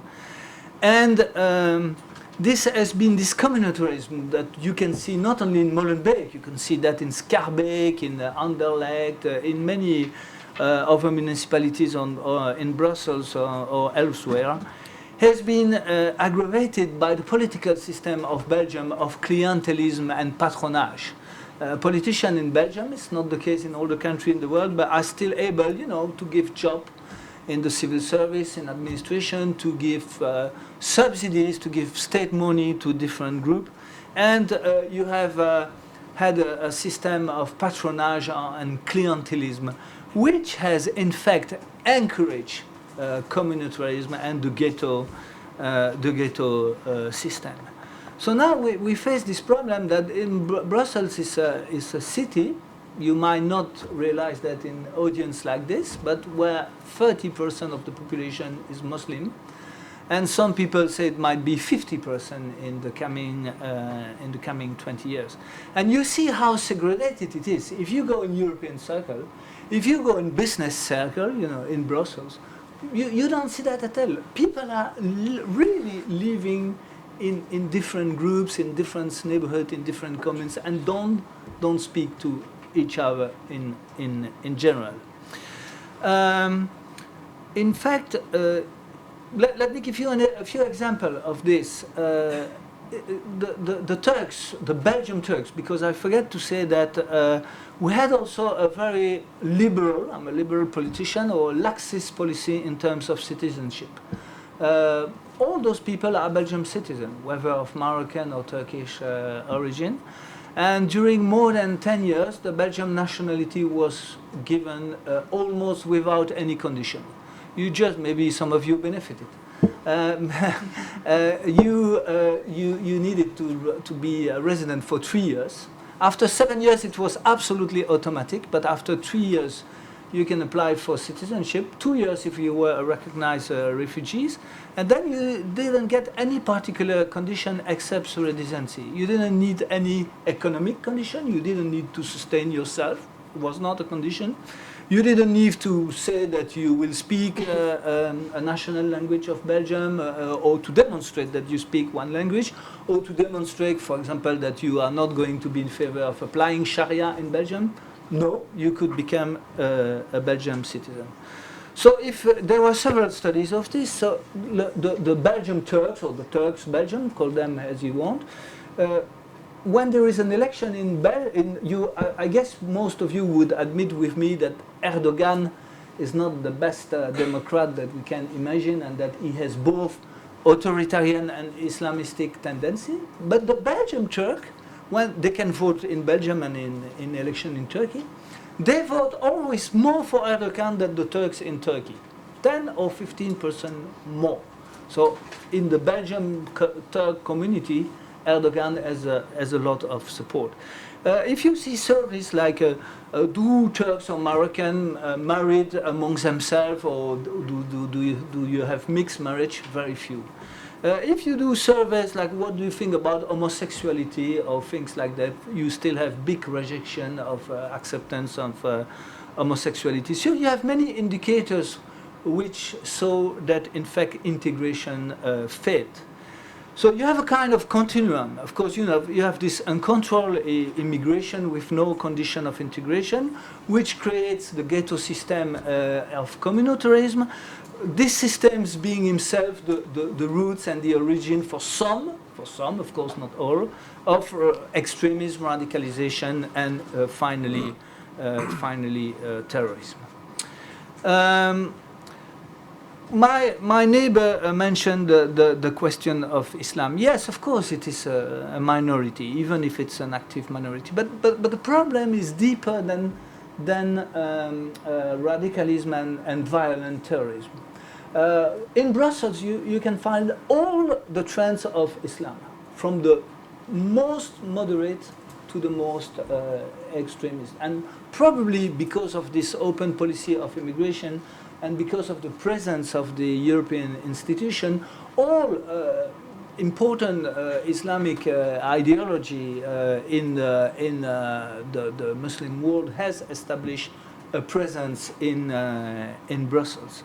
And the danger is not only the violent extremists. You have also many groups of fundamentalism, Wahhabite style Islamists, who are not violent and who will never become violent, but who advocate a kind of society based on Sharia. This is also a problem. There is widespread anti-Semitism in Brussels, widespread anti-Semitism. The Belgian papers, they don't like to speak about that, but it's a reality. In all those neighborhoods that I call the ghetto neighborhood, in Molenbeek, Anderlecht, and others, well, teaching the Holocaust is compulsory in secondary school. At the end of secondary, it's not teach anymore, because if the teacher tries to do it, he faces riots in the class. So hypocritically, we have decided, okay, we hide the fact that this part of the curriculum is not teach anymore. many girls or women, they don't go at all to the sport classes, which are also compulsory. So, as you rightly said before, we have allowed to create parallel society within our society. You know, some people in the city, they are Belgian, they have the same rights as all over Belgium and European, but they don't share anymore the same values as ours. And personally, I think because, you know, people don't like to speak too much about this problem, but I think the question is really present of the compatibility of Islam with Western value in Brussels. Of course, most and many and the majority of Muslims can live perfectly within a democratic society. But you have three major problems which I think we will have to address in the future. First of all, the question of, are you allowed to change religion? Are you allowed to change religion? For many Muslims in Brussels, discuss with them, a minority again, but still, you know, when you have 30% of Muslims, if you have a minority of 10 or 15%, it's a huge number of people. The Quran condemned the change of religion. It's a crime of apostasy. Well, we should have this discussion. No, if you are part of a Western liberal society, you are allowed to change religion. Second point, the equality between men and women, a major issue in many neighborhoods in Brussels. And lastly, of course, this question of anti-Semitism. Well, I will not speak very much about the system of mosque recognition and so on, but also we have a huge problem in Belgium. You know, the Constitution of Belgium says that you're free to practice your religion, so that means every mosque, every imam could be welcome in Belgium, and we don't have the legal tools right now to fight some of the radical and hate speech. So the first point was immigration and lack of political integration. The second was the question of Islamism. Of course, I'm not an expert of security, but I just would like quickly to react to some of the point I have heard before. Well, the second guy, he didn't blow up himself, but the second guy who made the killing in Malbec, station underground Malbec, Osama Krayan, well, he came as a refugee through Leros in Turkey. He was registered by Frontex, but not identified by Europol. Why? And I would have liked to ask the question to the guy from the EC. The database of Frontex and Europol are not yet interconnected. Come on. Okay? So you could be registered by Frontex, but not be identified in the database of Europol. Well, secondly, I also believe that with the limited means, the state security of Belgium has done a tremendous job. But yes, it's true. They were very much under scrutiny of some politicians. And the famous mayor of Molenbeek, not the one now, the one before, Philippe Moreau, I think now you start to know him. No later than 3 years ago, in 2013, he gave an interview to the newspaper Le Soir, saying, no, we don't need state security anymore. We have to demonstrate this agency, and the justice system can do the job. Well, he has explained the difference between the role of the judiciary and the long-term and medium-term approach. But so, only 3 years ago, some very key, he's not anybody, you know, he's the vice chairman of the Socialist Party. He was the vice chairman of the Socialist Party nationally at the time and the head of the social. So it's not a ex-minister. So it's not a medium-sized politician like me. He's a, you know, very high-level politician. He wanted to disband the state security. So can you imagine the difficulty for the state security to work in this condition? Now, you know, I also, maybe there are some parliamentary assistants here in the group, but I remember very well in December, before the Paris attack, I remember some MEPs or some of their assistants being bothered by military control at the entrance of the military parliament. And some people say, oh, this is just show, this is exaggerated. Well, it was not show, it was really important to be there. So this is just on security. Two more points and then I will close. Well, this is more to open the discussion than something else. But I just disagree with the speech which say, oh, the problem is economical integration, and these people are poor, not integrated of society, and if they were integrated, it would not happen. Well, Abdeslam. Well, first of all, if you see their background, most of them, they don't come from poor community. They come from middle-income families or even high-income family, like Osama and bin Laden. Bin Laden was not a poor, he was a terrorist, but he was not particularly poor. But even Abdeslam, you know, so well-known Abdeslam, come on, this guy, he was working for the STIB. You all know the STIB, the public transport company. When you work for the STIB, it's a lifelong employment, no way to get fired. Except if you kill somebody or become drunk. Well, he got fired because he never came. So, come on, is he a victim of society? He got a good job, correctly paid, more than average of the market. So describing terrorists as poor guy, it's not true. And even if it's the case for some of them, I mean, come on. In Brussels only, there are 100,000 unemployed people. 100,000 unemployed people. I mean, they don't become terrorists. It's not because you have hardship in life that you become a terrorist.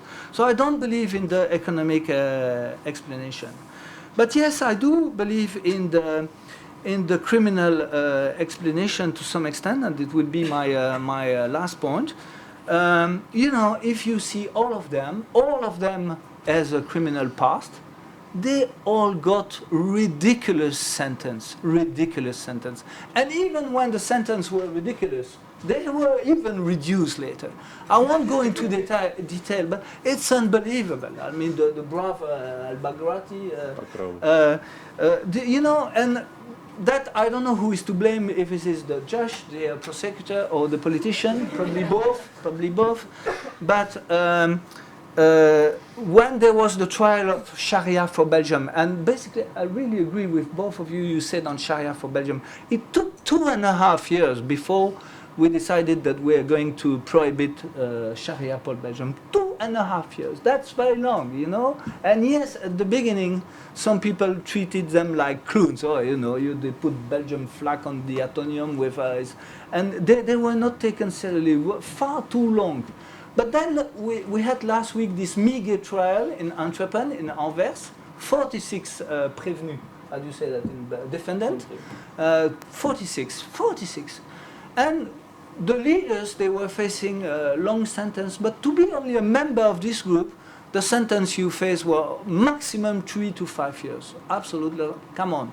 Is that enough if you belong to a terrorist group that you could be sentenced to a maximum of 5 years, which in Belgium means 1.5 years in jail, huh? Because after a third of your sentence, you could be free. So, you know, I wrote an article in Le Figaro this week about that.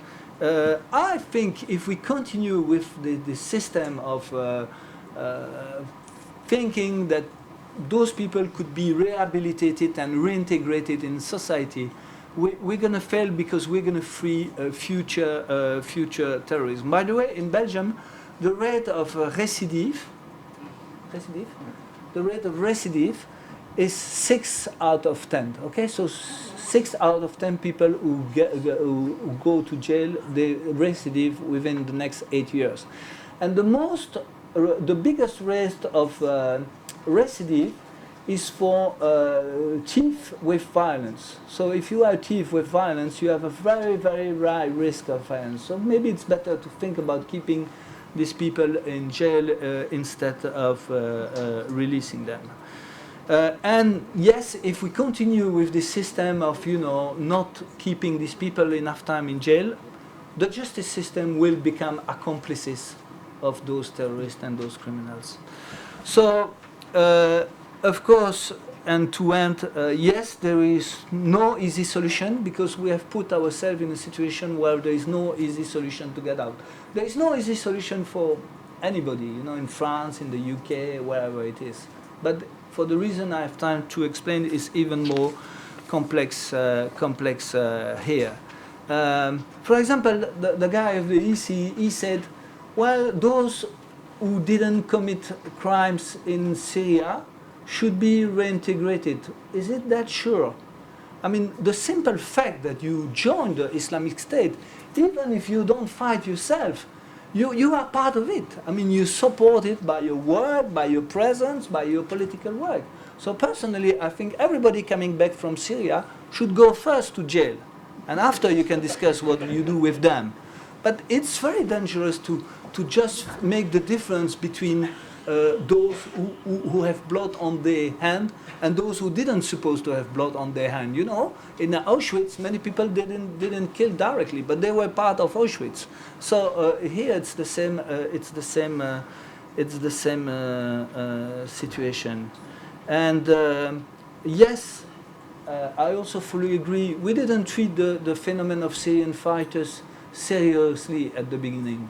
For example, there was a woman who became pregnant from a jihadist, and our Minister of Home Affairs, the one who just resigned 2 days ago, she helped to expatriate the pregnant woman from Syria to a good hospital of Belgium, because it was very important that this woman terrorist could give birth in very good condition in Belgium hospital. You know, so this is how we treated the problem at the beginning. So I would like to end by a sentence of Peter Drucker, the famous guru manager. Somebody put this sentence on my Facebook. Please join me on Facebook. I'm a politician after all. The greatest danger in terms of turbulence is not the turbulence. It is to act with yesterday logic. Think of it. Thank you. There was a comment made by the Senator on database management, and I would invite indeed the Commission representative to maybe respond on that and also to take some questions from the audience. I would ask you to kindly introduce yourself and be quite telegraphic in your question. I would take 4 to 5 questions, and then we see if we manage to have maybe another quick round. 2, 3. Okay. Okay. There is one question here to start with. Please. Julian Barnes, Wall Street Journal. Absolutely. Julian Barnes, Wall Street Journal. You talked about intelligence sharing. I'm curious if on a bilateral basis, Belgium is getting what it needs from other countries in order to confront the problem, or do the big countries keep their information among themselves with people who have equal resources to them? Should be another question here. Yes. Julian Hale, I'm a freelance journalist. I had a couple of questions. One for the Commissioner representative who mentioned about radicalization.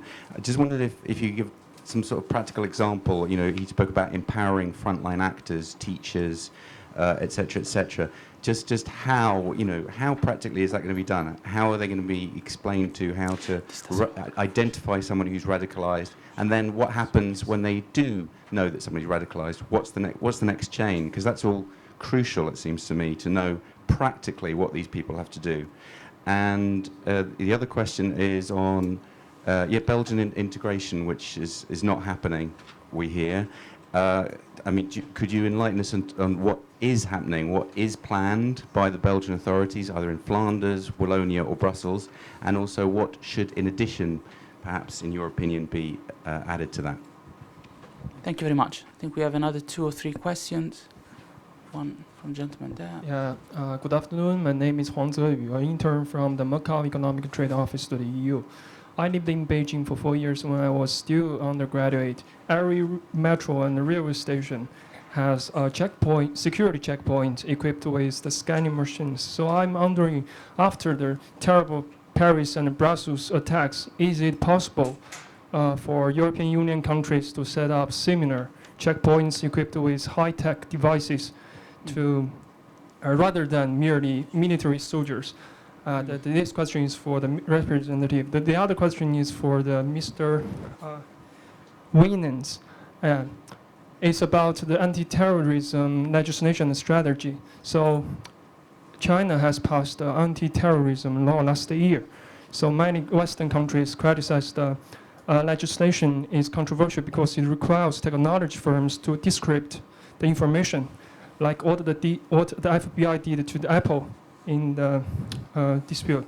So I want to ask you to clarify on how to strike a balance between anti-terrorism and the restrictions on civil liberties, like the fundamental freedom to privacy. Thank you. Thank you very much. More questions from the audience? Thank you. Karl Marzocchim, council official, but of course on a personal capacity. To Peter van Ostijn and possibly to Mr. Winans, the claim that ISIS is exploiting refugee flows to infiltrate operatives. We have very little evidence of that, actually, a couple of anecdotes. Do you believe that there can be an explicit strategy to do that? Or is it more or less a case happening? Thank you. I think I've seen more questions. One there. I think there was one behind. Kevin Wouters from the Belgian press agency. Question for Mr. Winans. You seem to put a lot of responsibility with the European government by not taking Sharia for Belgium and the other extremists serious. Did I understand that correctly, that they have a big responsibility in that? One more question before I revert to the panel.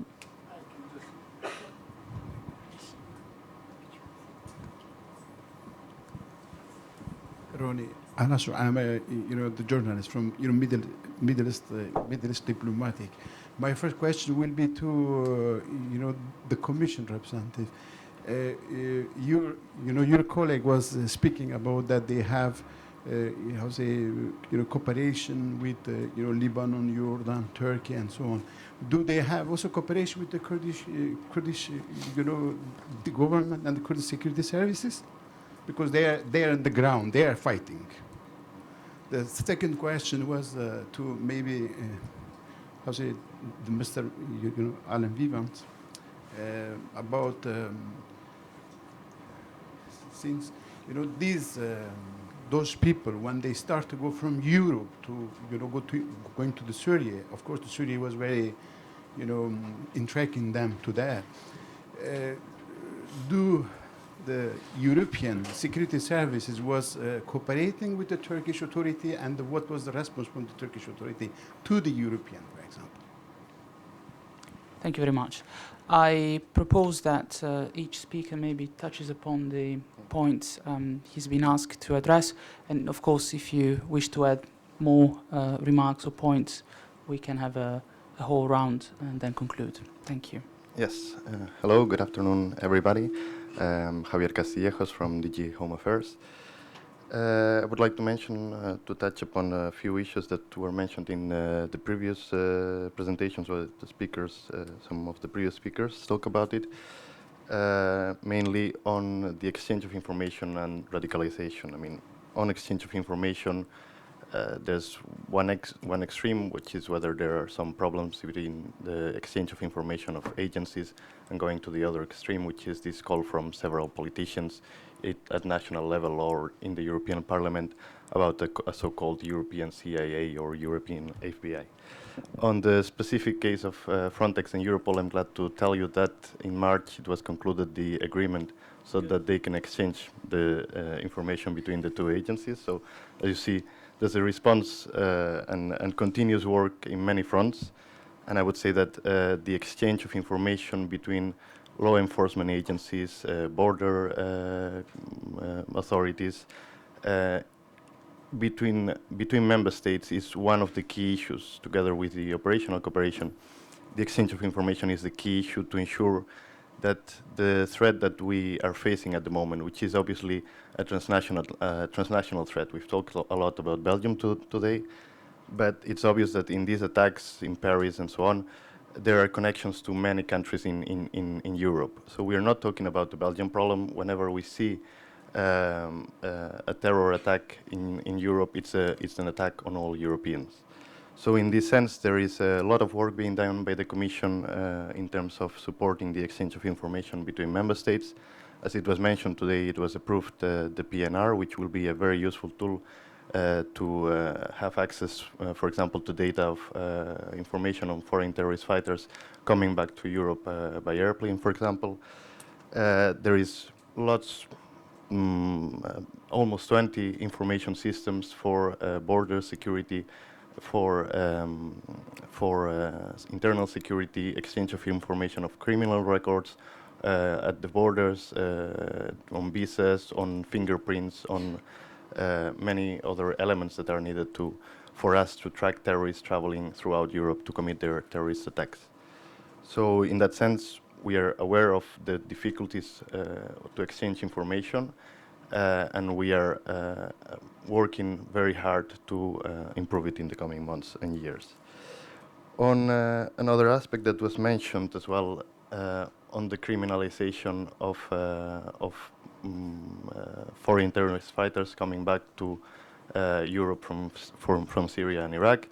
The Commission proposed on the 2nd of December a directive on combating the terrorism, which has proposed a large number of provisions on the criminalization of terrorist offenses, not only committing terrorist acts themselves, but also the participation in terrorist organization, the travel abroad to participate in a terrorist organization, but also travel within the European Union and helping, supporting through finance, for example, through recruitment, terrorist organizations. So I would say that this was a very solid proposal, very broad, covering, tackling the need for a strong judicial response and criminal response to terrorism. So anyone supporting financially or logistically a terrorist organization, how to ensure that this is punished in every member state. Another aspect that was also mentioned was radicalization, and there were some comments on the specific Belgian situation. And here I will try to answer your question, but I'm not the one dealing with the Radicalization Awareness Network. I'm working more on terrorism financing. But I would say on radicalization, we have to deal with in a case-by-case basis. I mean, every person who is radicalized will have a different background, a different reason, a trigger for being radicalized. And it's obvious that in many cases we see the economic situation, the unemployment, the lack of integration, obviously, as one of the as the background of most of the people who are radicalized in Europe. But there's always a trigger which can come from a personal situation, from an external event, and it's obvious that the ISIS and the call that ISIS have made to Muslims around the world to support their cause, that has been a strong trigger for people to being radicalized. And I would like also to mention, just to complement a bit what was said before, the fact that we see with the internet the acceleration of the radicalization processes. It's not a matter of years or months. We are talking sometimes about people who, in many cases, do not have a strong relationship with Islam. They are not they don't practice Islam very strongly, or they are not very active people in mosques and so on, but who get radicalized and in a very fast way. That's what we are looking at the moment. And it's, as I said, not always people who you would call it a traditional Muslim practicant. On that sense, as I said, I cannot give you concrete examples, but the work that is being done in the Radicalization Awareness Network is basically bringing practitioners together from all fields, and we are talking prisons, social workers, health workers. So I would say we need a multi-agency approach. Again, for every case, if we are talking about someone who is in prison and who is being radicalized, we need the prisons officials, social workers, so more than one stakeholder or authorities around it to tackle this specific case. And that's so the exchange of practices. And I would say that there are also very good examples in cities in Belgium, for example, on addressing the radicalization processes. So the key aspect, radicalization, it's tackling it. It will be a local action that needs to be put in place, but the exchange of practices across Europe can help to give those practitioners the tools, the training, all the elements to, for example, to identify the person who is being radicalized. It's obvious that, for example, law enforcement authorities could give these tools and criteria to know whether one person is being radicalized to people like social workers who might not know so much about the topic. So I think that were the questions that were put to me. I don't think there was anything else, but if I forgot something. Yes, sorry. Yes, sorry. On that one, here, I guess you're talking more about intelligence cooperation or cooperation at military level. And here, the European Union is response to terrorism threat is both internally, in terms of increasing the internal security, and external in the sense of supporting countries in, for example, Jordan and Lebanon, to track financially the movement of funds from ISIL, or to track the access or the smuggling of cultural goods from Iraq and Syria to other countries. So let's say that's the kind of support we are giving to other countries. Of course, the European Union has no competence in terms of intelligence or military action as such, so we are not providing this kind of support. So you are not cooperating with the Kurds who are fighting on the ground? I'm not the person from the External Action Service who could maybe reply better to your question. I'm working more on internal security, but as I say, the type of cooperation we do is through governments and at the level of support to the authorities in financial issues, in counterfeiting or counter-smuggling, but the European Union as such is not, has no military cooperation in that sense, as far as I am aware. So, No support, no intelligence cooperation, there is no with Kurds. I'm not, as I say, might be more the countries, some member states who are involved in the anti-ISIL coalition. I cannot tell exactly what kind of support they can give to the Kurds, but it's obviously not the Commission. Thank you Yes. very much. Mr. von Steyen, would you like to comment on some of the points?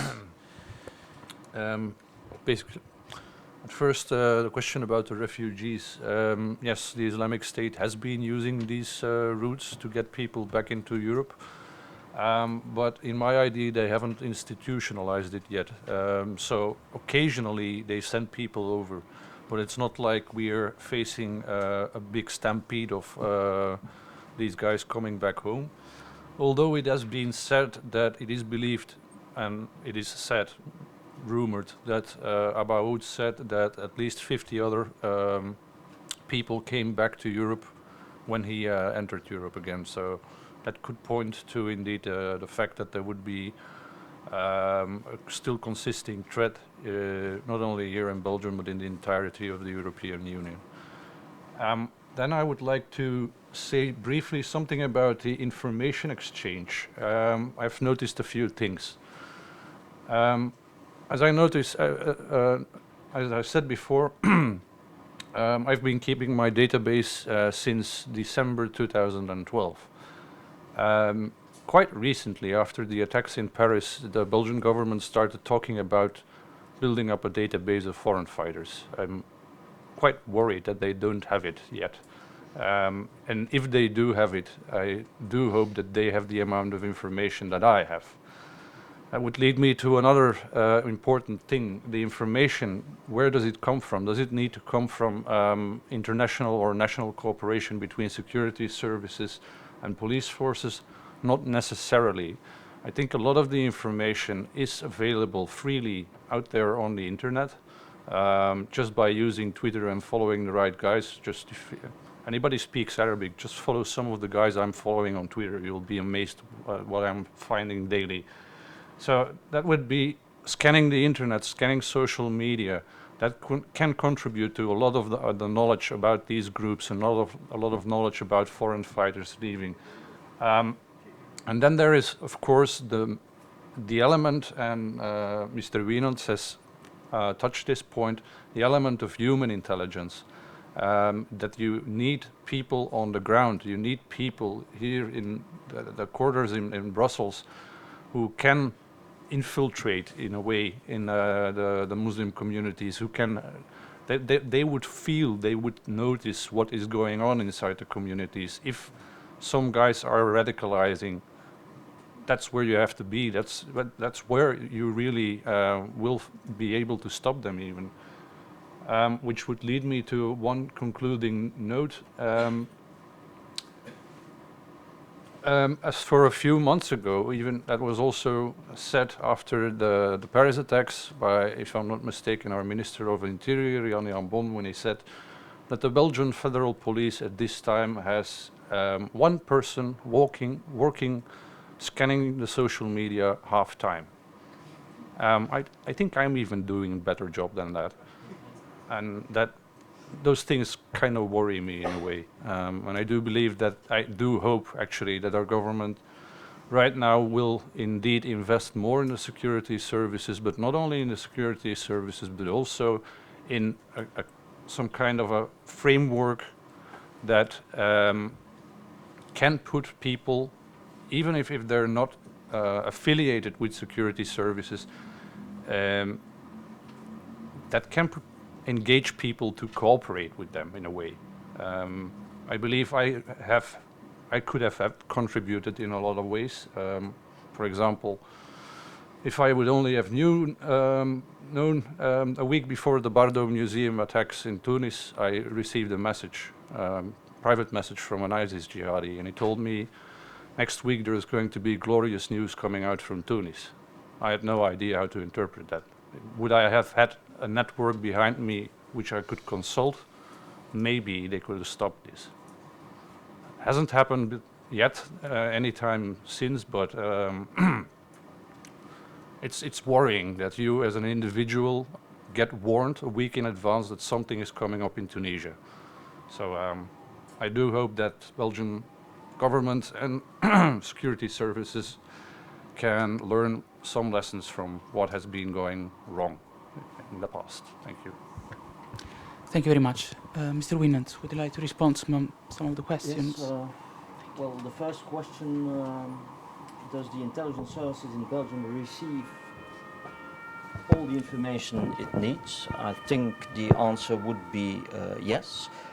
The advantage of being the capital of Europe is that you have all the representatives of the big services who are here in Belgium, and if there is one issue, I think, on which security services are aware of the need of close cooperation, it would be terrorism. So I think that I can say that given what has happened in other countries, and certainly after the London, Madrid, Casablanca, Paris and Brussels attacks, I think that we can be rather sure that we receive the information from our partners, and we have the forums, the reunions in which we can exchange that information. The second question, if I understood it, was the field of tension between anti-terrorism legislation and civil liberties. Well, that's the general problem always of intelligence services. Intelligence services and the work intelligence services do is, of course, something that goes into and against privacy of people. And that's why in my expose I asked how far are we willing to go, what are we willing to give up as civil liberties, as privacy, in the fight against terrorism. Belgium has an anti-terrorist legislation, and with what has happened, it is trying to broaden it until, I don't know even if the law has changed, but until a few years ago, there was no legal possibility to punish someone who went to Syria, for instance. You could only do it if you could prove that that person went there with terrorist aims and that he was implicated in terrorist behavior. The government has now, I think it must have been passed a few weeks ago, have now put on new legislation in which the mere fact of going and participating in a combat zone is in se already enough to be imprisoned. Now, on the refugees routes, I'm not going to dwell on that subject. I think that we have two cases we know of. I don't think that this is an institutional way for IS to bring would-be terrorists here to Belgium. I think that IS has other means to transport their jihadi fighters to here, and I don't think that a would-be terrorist would take the risk to go on a rubber boat and to make the trip from Lesbos or I don't know where. So I think they have other means, but it's certain, and I think two cases at least have been proven, that they use the refugee route to try to infiltrate people here into Belgium. What the Turkish authorities, well, we have a very good contact with the Turkish authorities. I have, when I was at the head of the service, met the head of the Turkish service at several occasions. Of course, you have the internal problem in Turkey that, and with what you already said, you have Kurds fighting on the ground, but you have the PKK that is seen by the Turkish as at least, I would not say as dangerous, but also a danger for the Turkish people. So we have, of course, with the Turkish authorities, we have exchange of information in both ways. So my answer would be yes. Yeah, but why you could not, you know, if they sent you all the information, why you could not do as prevalent all the actions in Europe? Because they are keeping the main information the way. Well, as I told you, I'm out of the service since 2 years. I don't know if they are keeping information. The information that Erdogan says he has given to the Netherlands and that has been sent to Belgium or so, for one or another reason, it didn't reach the right canals, but apparently the information was given. So that's all that I can tell you. Now, the last question. I don't target particularly the Di Rupo government. I was saying that when we attracted the attention on the Sharia for Belgium movement, at that time, it was the government of Mr. Di Rupo that was in place and that was responsible. But to be very clear, and I've said that at many occasions, in fact, I target all the governments before that also, because one of the big problems in Belgium is that there is an enormous lack of intelligence culture on the level of politicians.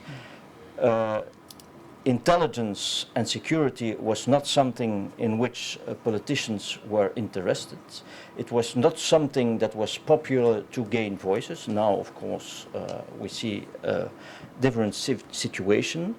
I think that I could count on the fingers of one hand the politicians that knew exactly what a security service was standing for and what it was doing. And so I certainly don't tackle a special government. What I have denounced is that there was, and still is, but we are on a road of recuperation now, but there was an immense lack of intelligence culture in Belgium. And to put it with a formula I several times used, James Bond could never be a Belgian. Thank you very much, sir, also for this humoristic final remark. Senator, up to you for the final comments. Yes, I don't know what I should think about your latest remark. Okay, yeah. Well, just on the refugee issue, well, I agree with both previous speakers, but still, we had two. One in Paris, one in Brussels, who were, who killed many people. It's only two, but they killed in Paris and they killed in Brussels. The policy in Belgium, yes, probably in the near future, all regional Belgian government will have a policy of integration, but only for newcomers, not for those who are already here and are not yet integrated. But the difficulty, and I think this brings an important question for the future of the Belgian state, is that if you want to fight properly terrorism, you need to have a comprehensive strategy, not only in terms of justice and security, which is at federal level in Belgium, but also for religious affairs, for integration, and for education at least. And those competencies in Belgium are spread over all governments. Religious affairs is mainly region, a little bit federal government. Integration is regional. Education is not even regional, it's what we call communities. So it's extremely complex.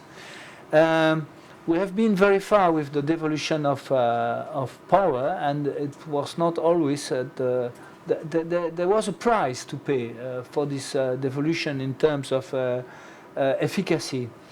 We have this stupid system of having 6 police zones in Brussels. So Brussels is not even like in New York, London, or Paris, one police area. There are 6 different police areas with 6 boss, 6 websites. Try to put Brussels police on the website. You will arrive on the police of the municipality of Brussels, not on the whole region. And so I think every Belgian politician should make an effort to try to have a coherent state in the future.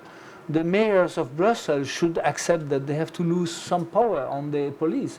But also the Flemish Belgian nationalists, they should accept that some things should be carried out at national level. An effective police system, for example, in Belgium, you cannot have the airport belonging to one police in particular and the capital belonging to 6 other different police. So I really hope that would be, as Charles Michel said, that 22 of March will be a new beginning, and that would be before and an after the 22nd of March, and that some subjects which are really taboo in Belgium would be finally addressed. After all, we have to remember that we needed to have the Dutroux, you all remember Marc Dutroux's story, in order to move from 19 police areas in Brussels to 6. Well, now maybe hopefully we'll go from 6 to 1. Let's see. Thank you. Thank you very much, Senator. I think the event now is coming to an end. First of all, I would like to apologize if we ran a bit over time, but I think it was worth taking a bit of your time to listen to the contributions by our excellent speakers. I think we plunged today into a deep sea of interrelated challenges which stem from the terrorist threats, but also underpin it in many respects. Certainly today we could hear interesting thoughts on avenues of cooperation, solutions, tools that can be deployed in order to provide a more effective, a stronger response at different levels. It is certainly not the end of the story, just the beginning, and the same applies also to our joint project, so I hope you enjoy this first event. More events will be coming, and as Roberta was explaining, we'll come up also with the final publication. So please stay tuned. Thank you very much for coming, for taking time to be with us. Thank you very much also to our excellent speakers, and I hope you will join me in a big applause for their contribution. Thank you so much.